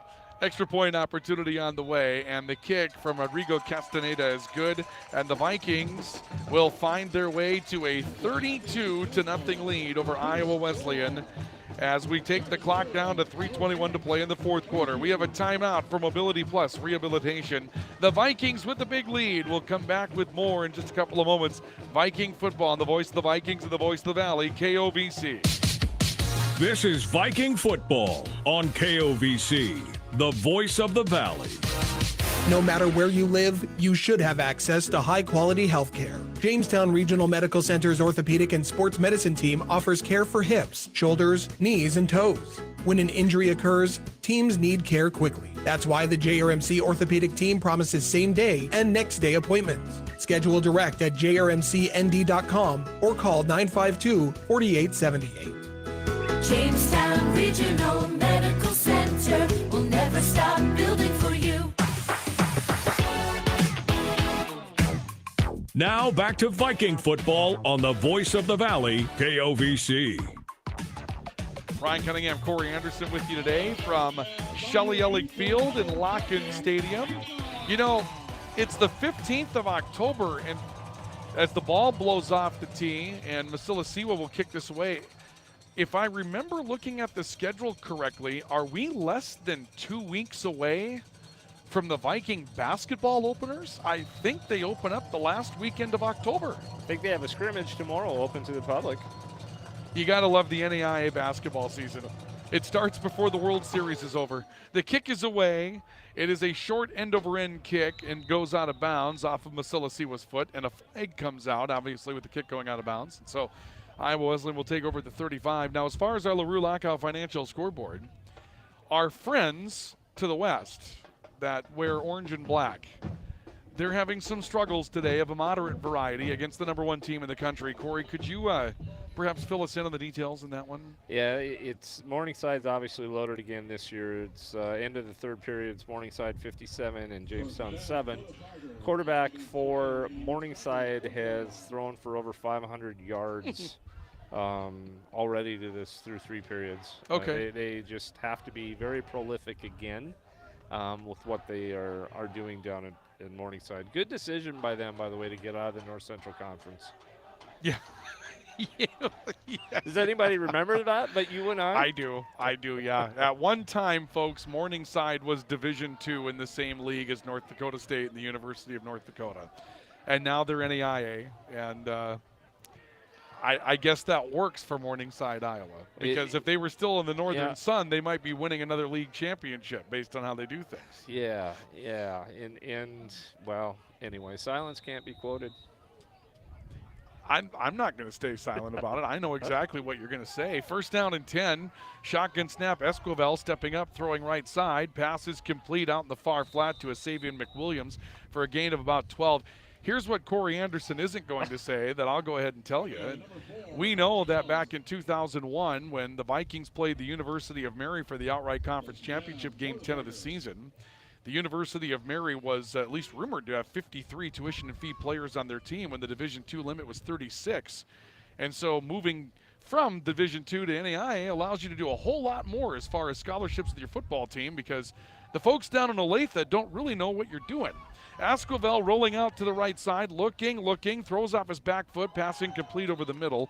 It was intended for McWilliams once again. It'll bring up second down and 10. Did I do a good job, Corey, of encapsulating kind of where you were a couple of moments ago with your thoughts? Or that was a couple moments ago. Yeah, that was, yeah. I'm already past Hard that. time remembering that. We all sort of remember back in the University of Sioux Falls heyday when they were competing for national championships and what we'd hear about how aid was distributed through their financial aid office. First down, actually second down and 10, I believe it should be. Esquivel dropping back, throwing right side, pass caught underneath to Babin. He'll break a tackle, got ahead of the 40 to 35, down to the Viking 30. It's going to be a gain of 22 yards. Here it's 32-0 in favor of Valley City State. The defense still fighting for a shutout, though. Clock to 2:35 to go, and the Viking defense trying to hang on as Jordan Babin comes up with a big play. Sioux Falls, Kalen DeBoer, former head coach, now in the Pac-12, I believe at Washington State. He's from Millbank, South Dakota, home of Dennis McCullough. Yeah, absolutely. Again, the sports world small, right? Babin, right side, going to be tackled inbounds ahead of the 25. Ball came out. There's a scramble on for it. Did the Vikings get it back? They did. And the Vikings are going to settle up the shutout today as they come up with a strip on Jordan Babin at the end of his run. The fumble was recovered by Kalua Nahali? Kalua Nahali, did I get that right? And I think he may have stripped it. I'm not sure if he recovered it, but he was part of it. Freshman linebacker from Ua Beach, Hawaii. There is a unsportsmanlike conduct penalty that has been called I believe, against the Vikings, if I'm not mistaken. So they're going to mark this off against Valley City State from the recovery of the fumble, which was the 22. So this will be half the distance to take it back to the 11-yard line. By the way, I respect our players from Hawaii today because this is the first time that north wind is really showing up. And for some of those young people that come here from Hawaii, this is the first taste of what it can be like here in North Dakota and at Valley City State. And they are finding out just from the call and the weather they're playing in the NFL and don't know it. The NFL meaning the No Fun League, because they're trying to celebrate and stay warm, and they get a penalty. I sense a theme here with Corey Anderson. He's not particularly happy with the flags that have been thrown regarding celebrating a big play. But nonetheless, the Vikings will have a new quarterback in the game, and I believe that's Eric Peterson. He'll give it away. And a slot back on the far sideline across the 30 out to the 32. That's Shaden Luna, senior running back out of Towner, North Dakota. Former Towner Granville Upham standout. And Luna gets a chance to break a big play as he's going to go forward to the 34 for a gain of 23 yards. And I can't be happier for a young man than Shaden Luna. He is what you would call a program player. He is a senior. He's a legacy player. His brother played here previous to Shaden being here. The TGU program, the coaches, former players of ours, Kurt Kramer, if you remember back in your days, was a wide receiver for us, Ben Wallenzine. They just do a really good job there. They're great Viking supporters. We get quality kids from there. And Shaden, nice job. He's a workhorse. He's a great kid, and love to see him have success. Well, he's going to stay in the game along with Eric Peterson, the sophomore wide receiver from Pillager, Minnesota. These are valuable reps for Peterson right now because he's the guy if Noah Chambers were to go down with the injury to Avery Thorsgaard, which was season-ending. And so Noah Chambers, the backup, and then you've got Eric Peterson, and beyond that, it's Peyton Jancy from West Fargo, who missed a little bit of time in the fall due to some baseball commitments and is a two-sport player here at Valley City State. They'll give to Luna again. Luna trying to break a tackle, ends up going down around the 34 for maybe a half-yard gain. That'll bring up second down along 9. And again, as I brought up earlier, it's an opportunity here when we have our backup and Peterson in the game, and they're coming with all of this pressure. Let's play action. Let's give him a shot. And see what he can do, also throwing the ball on something safe. And if it doesn't look good, you throw it away. But we need to protect these guys, and we've got some backups in the offensive line as well, probably, that'll start coming in. 50 seconds left. We can just take our knees. Yep, time to go to the victory formation here. And so Eric Peterson's charge is just hold on to the football. Out of a shotgun snap, he'll take a knee back at the 30. Play clock doesn't quite get started right away. That was the hometown advantage there. Wait a half a second. Now the game clock is inside of the play clock, and that's the way this one is going to come to an end. And what a nice feeling for Valley City State. You know, Coach McCulloch has told us each week, we've got good kids on this team. We've got players that can play. We need a couple of breaks. We need a couple of things to happen our way. Well, as it turns out, they got those today. This defense was absolutely stellar. The offense managed the game particularly well, got behind the running game, grounded out. All the things, we talked about in the pregame show. The key, erase the clock, keep the football, run it against the wind, get the points, and get out of here early. It's exactly what the Vikings did today. They did, and they didn't put themselves in bad situations like we had last week, and I think hopefully they've moved on from that. They've learned that if we just execute what we're asked to do, we don't try to do too much. Let's just be smart. Let's live for another game, live for another day. We can get that done. And then the other part of this, too, and we can talk about this in the postgame show, you see some things with Noah Chambers here today. I mean, I think you're seeing the growth level for Noah. He managed the game really well. He looked to use his feet at times today and seemed to play with a lot of confidence for the Vikings. Yes, he did. And I think that it just happens with that when you can get a lead and you can give him the opportunity to settle down a little bit and not, have every play be the game hanging in the balance. That's a lot of pressure for a freshman who, when he looks in the huddle, has got a lot of seniors who have experienced nothing but success since they've been here. And so for him to be able to go in and do that and hopefully build upon that and just give everybody the opportunity to breathe a little bit. And they're way happier right now than they were last week at this time.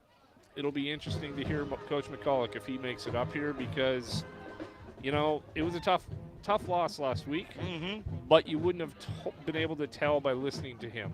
Sure. You could tell in the fact, of some things, but his spirit and everything else, that he really believes in these kids. And so, I'm excited. I'm happy for the staff and for everybody else. I know what it's like to work those hours and not get the results that you want, but they certainly did their job today. Yeah, they did so, and they celebrate with a victory today here at home at Shelley Ellig Field in Locken Stadium. The Vikings win it going away. 32-0 is your final score today on the LaRue Lockout Financial scoreboard. We'll take a break, come back in our post-game report, hopefully get a word with Dennis McCulloch, the head coach of the Vikings, run down the final numbers in this one, and pick our Ivy Real Estate Group Player of the Game award. Also, a big congratulations going out to Carol McGuire today.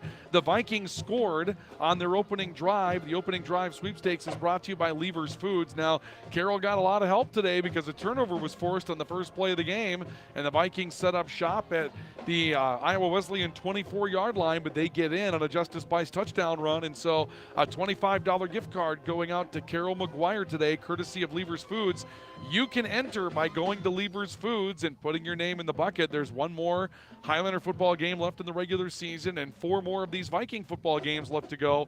So get out there and register at Lever's Foods in Valley City. We'll come back with our post-game report next. This is Viking football on the voice of the Vikings and the voice of the Valley, KOVC.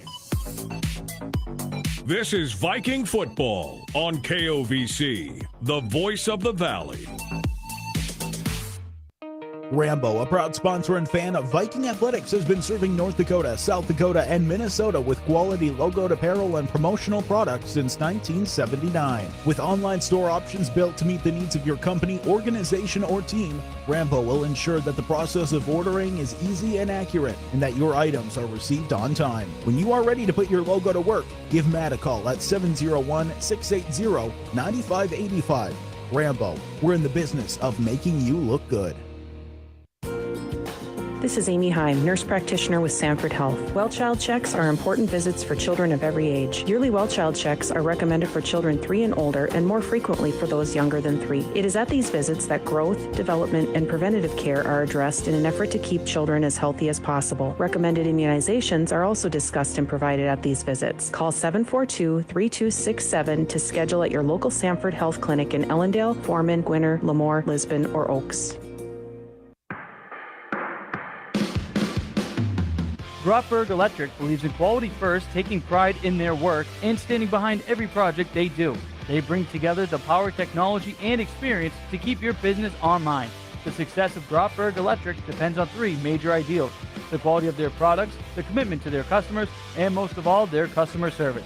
Call Grotberg Electric today at 845-3010 or visit them online at grotbergelectric.com.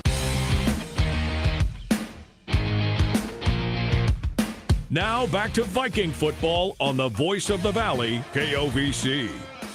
With Corey Anderson, Ryan Cunningham today from Locken Stadium and Shelley Ellig Field in Valley City, the Vikings get a win. They knock off Iowa Wesleyan by a final score of 32-0 today on our LaRue Lockout Financial scoreboard. The Vikings will improve to 2-4. They're 1-1 inside the North Star Athletic Association. Iowa Wesleyan will drop to 3-5, and they will drop to a record of 1-2 inside conference play today. The Vikings take the lead early, force a couple of turnovers, and from there get behind a solid defensive effort today and hold Iowa Wesleyan scoreless throughout the course to notch the shutout today and move on to next week, where they'll play another team from Iowa. They'll be going to Waldorf coming up next week. Will the Vikings, a game that we'll have for you coming up next Saturday afternoon.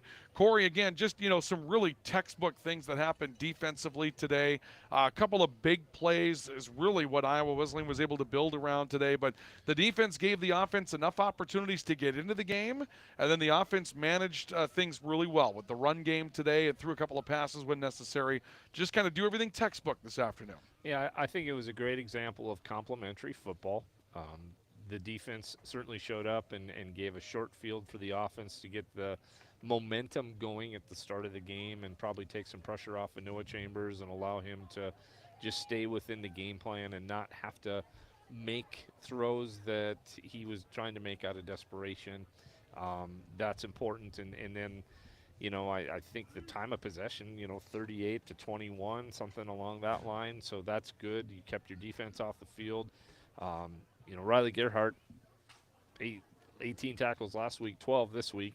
I think that's probably because he didn't have to be on the field for as many plays either. And so, all those things I think are you put them all together, and it leads to you singing the school song at the end of the game and having your, a shutout, which is just exactly what you draw it up. Yeah, let's bulletin in on a couple of things. First of all, the Vikings run the football for 214 yards today. Justice Bice with 94 yards today, but it was very balanced. And Noah Chambers with 62 yards rushing today, which is a wrinkle we began to see last week. But, if Chambers is back there and two men in the backfield can run at the same time, that really gives defenses something a little different that they have to worry about. It does, and I think hopefully what you'll see, and we did do it on one drive where I was proud of them to start off this. I think it was the second half probably, where we went to the pass game a little bit more than we generally have done, and we showed that that's something that maybe going forward we're going to be able to do. Because we only dropped back to throw 11 times today. And right now with what our running game is, you're probably going to see defenses loading up and doing those types of things. But I think that, we have the ability to do what we need to do on that side if they do make that decision that that's going to be their game plan. And meanwhile, Iowa Wesleyan held to 34 yards rushing this afternoon. 143 yards is the final number through the air today, but some of that came on big plays down the stretch where the Vikings were just simply trying to keep the ball in front of them and keep the clock moving and things like that. Effectively, I'd probably estimate it at about maybe 80, 90 yards of total offense by the time the day was over outside of those big plays, Corey, which was, an example of what the defense really showed up to do today. Absolutely, and they only ran 52 plays, and I think that's a big part of it as well, is that you minimize the amount of plays that they ran and cause them to doubt maybe some of the things that they're thinking about, like who's going to be our quarterback next week. Yeah. And so I think all those things played in our favor, and obviously that was because of the things that we did that caused them to be frustrated. Dennis McCulloch joins us, the head coach of the Vikings, here in our post-game report as the Vikings celebrate a win today.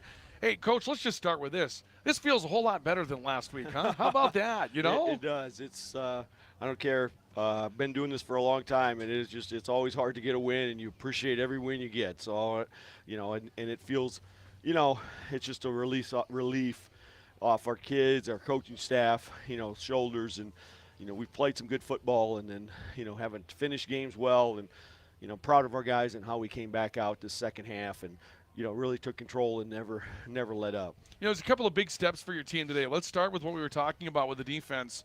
You and I talked about in the pregame report today that Wesley is a team that wants to spread you out, and they will make you defend every inch of the football field with what they do.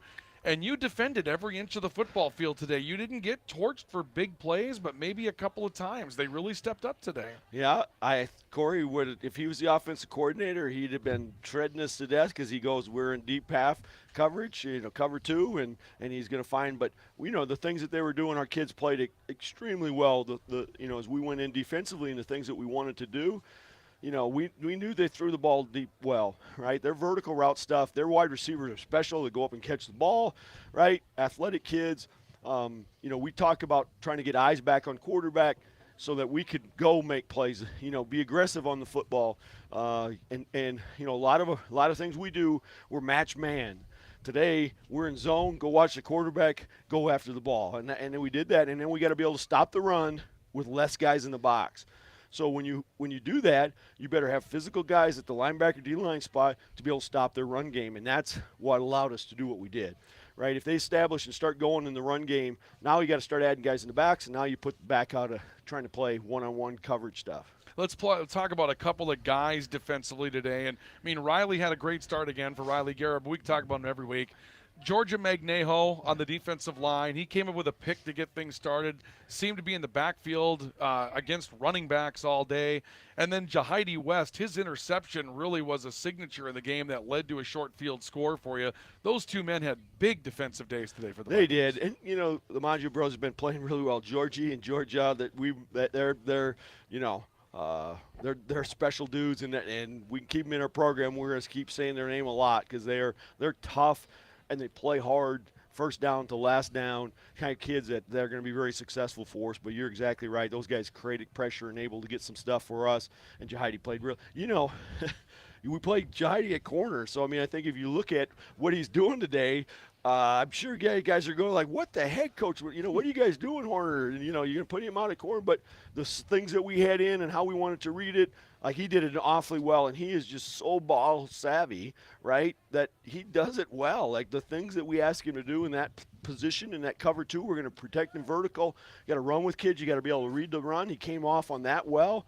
He did both. I mean, he did a really good job. And we use him all over just because he is so multifaceted.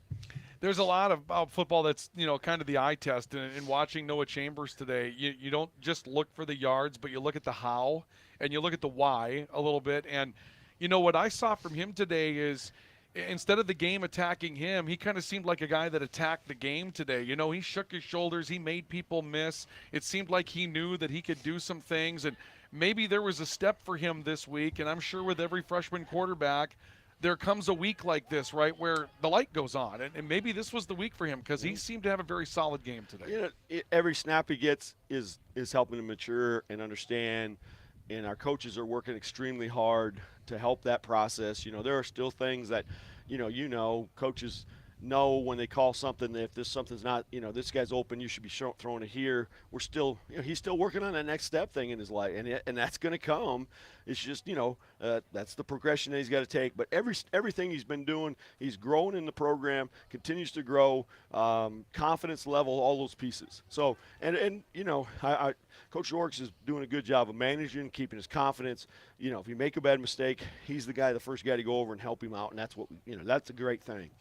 In games like this, Coach, you see some things we don't see. So maybe take a moment. What else did you see besides what we've keyed on players today? But I'm sure you saw something somewhere that was really impressive to you.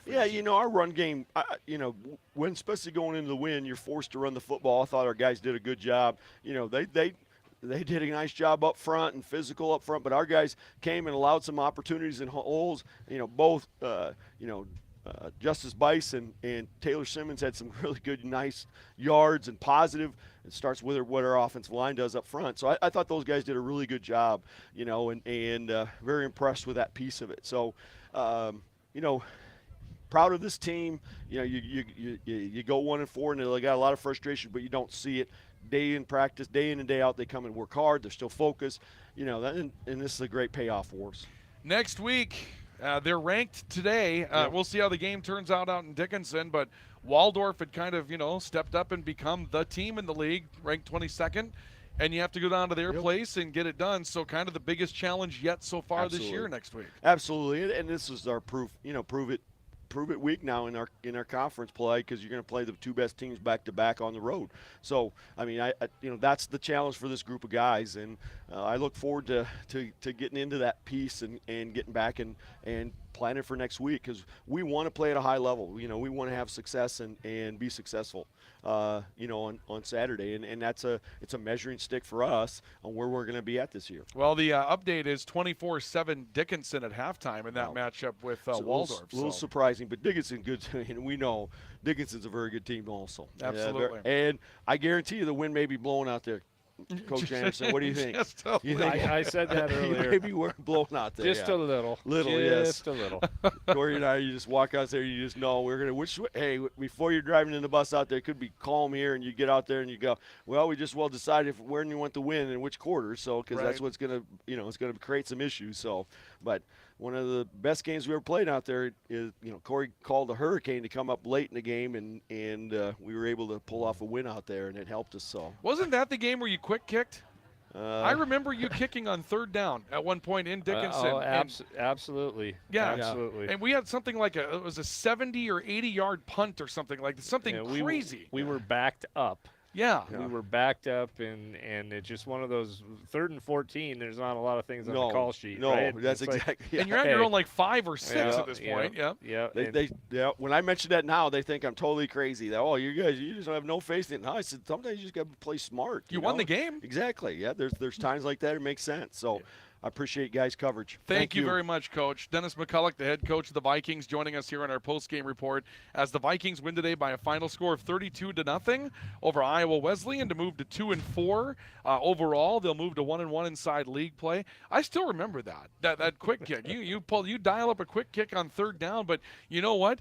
Dickinson State had all the momentum at that point, and you change. It's a change of possession, but all of a sudden they have to now go play offense at a moment where they didn't really expect it. They weren't ready. If I'm not mistaken, you turned them over. You ended up picking off a ball at midfield, went down, scored a touchdown, and took the lead at halftime. And that was a huge change in the game. Yeah, and I, imitation is the sincerest form of flattery, and that is not something that was an original on our side. We've picked things up along the way, and I remember us having to do that when I was in college here with Coach Dew, and so sometimes you just have to take those calculated risks, especially when you're playing against good teams in their environment. And it's it sometimes it turns out, and all I've learned by all of this is that you're a lot smarter when you're done and you're no longer coaching. Sure, yeah. I mean, now it's looked at like, man, that was a really good call, but when it happened, people are going, that guy's flipping crazy. Yeah. So and such is life. That's okay. I always say, hey, you got 7 seconds to give me your play call, your formation, your motions, your shifts, your trades. It all happens so fast. And then you get to do it hopefully 65 times in a game. Right. Right. And so you talk about your blood pressure level at those times and being able to, they say Navy SEALs, they got to really calm their heartbeat down. And when you're in that press box, a lot of times that's how it is. You got to try to block out all the other noise and just make sure you can concentrate. And so Coach York being on the field, good for him. The times when our headsets didn't work and I had to be down there, there's just so much stuff going on. I really like the peace and tranquility. It's like being up here with you. You can see things and just let it develop. Well, today, this one developed well for the Vikings, 32-0. We have one final piece of business. It's our Ivy Real Estate Group Player of the Game. Ivy Real Estate Group selects a Player of the Game after every Highlander and Viking broadcast, and so our big thanks to Ivy Real Estate Group for bringing us our Player of the Game award today. And there's a handful of guys that you could really, really pick from. There's some good offensive performances today. Justice Bice was good on the ground. Noah Chambers managed the game well.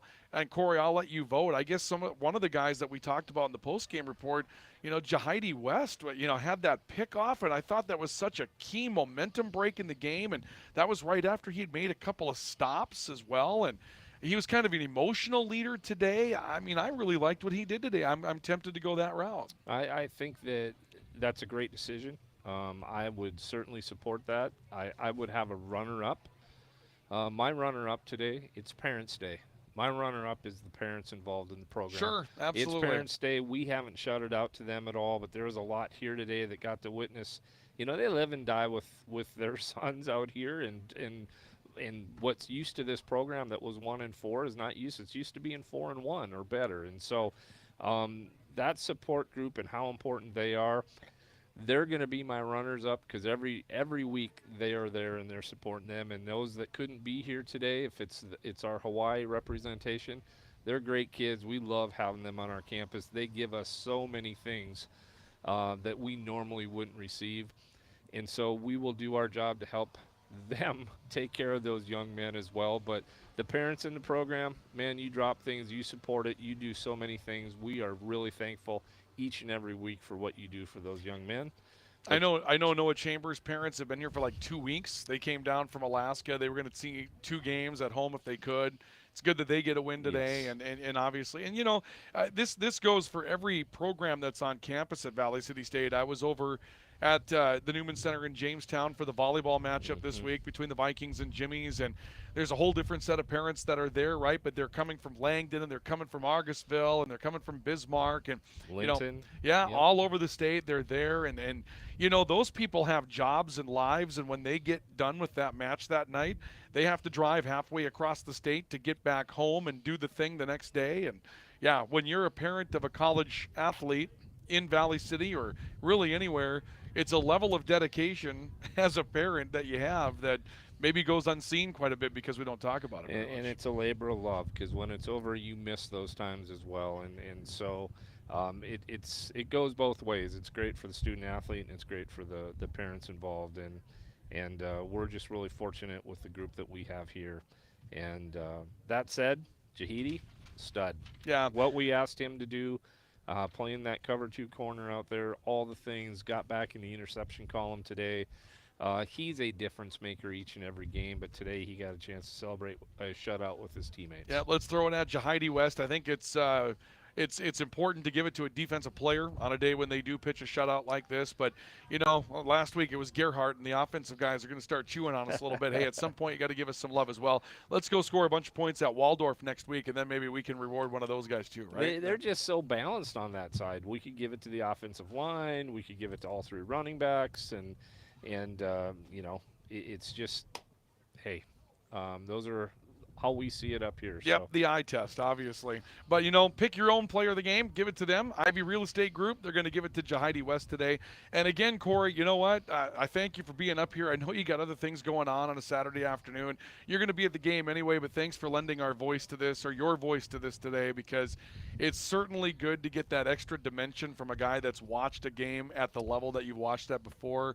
Be able to tell us what's going on out there and be that complimentary voice. I really appreciate being here, so thank you. We appreciate it, and we appreciate the support we get from those former players that are listening as well, that chime in and send those things our way too. We appreciate that, and it's great to know that once a Viking, always a Viking, and it's always a great day to be a Viking. Thank you very much, Corey. Thank you for being here. Corey Anderson joining us today for color commentary and analysis from Locken Stadium and Shelley Ellick Field today, where the Vikings improve to 2-4 with a 32-0 victory today over Iowa Wesleyan. Next up for the Vikings is a week from today, 1 o'clock. It'll be in Iowa at Waldorf. I believe Forest River, I believe is the name. Forest City, Iowa.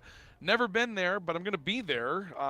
It's just going to be an early day. We're going to do the Highlander game on Friday night against Fargo South, and about 5 o'clock in the morning, we're going to hit the road, and we're going to make – because you know what? I just want to go see what Forest City looks like, and I also want to be there when we beat Waldorf and come home and be 3-4. So there's that.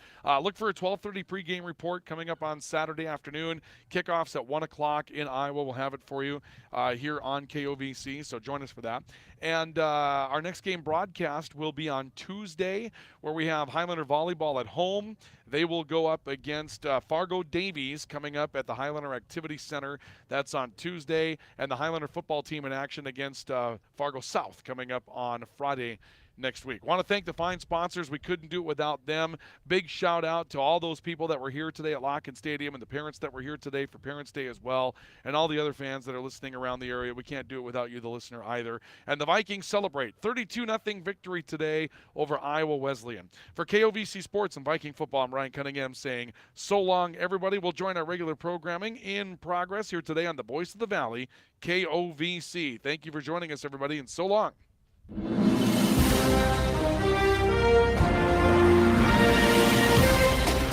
You have been listening to Vikings football on KOVC. Vikings football is brought to you by Dairy Queen, Remax Now, Central Avenue Health Mart Pharmacy, Bank Forward, CHI Mercy Health of Valley City, Brothers 3, Smith Lumber, Levers Foods, Valley City State University, LaRue Lockout Financial, Valley Meat Supply, Grotberg Electric, Ivy Real Estate Group, Professional Eye Care Center, Highline Electric, Jamestown Regional Medical Center, Rambo, and Sanford Health in Valley City. This has been a production of the I3G Media Sports Network.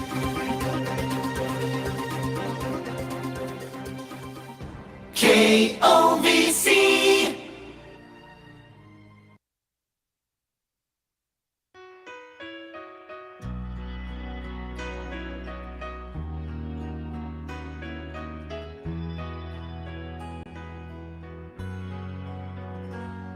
They read you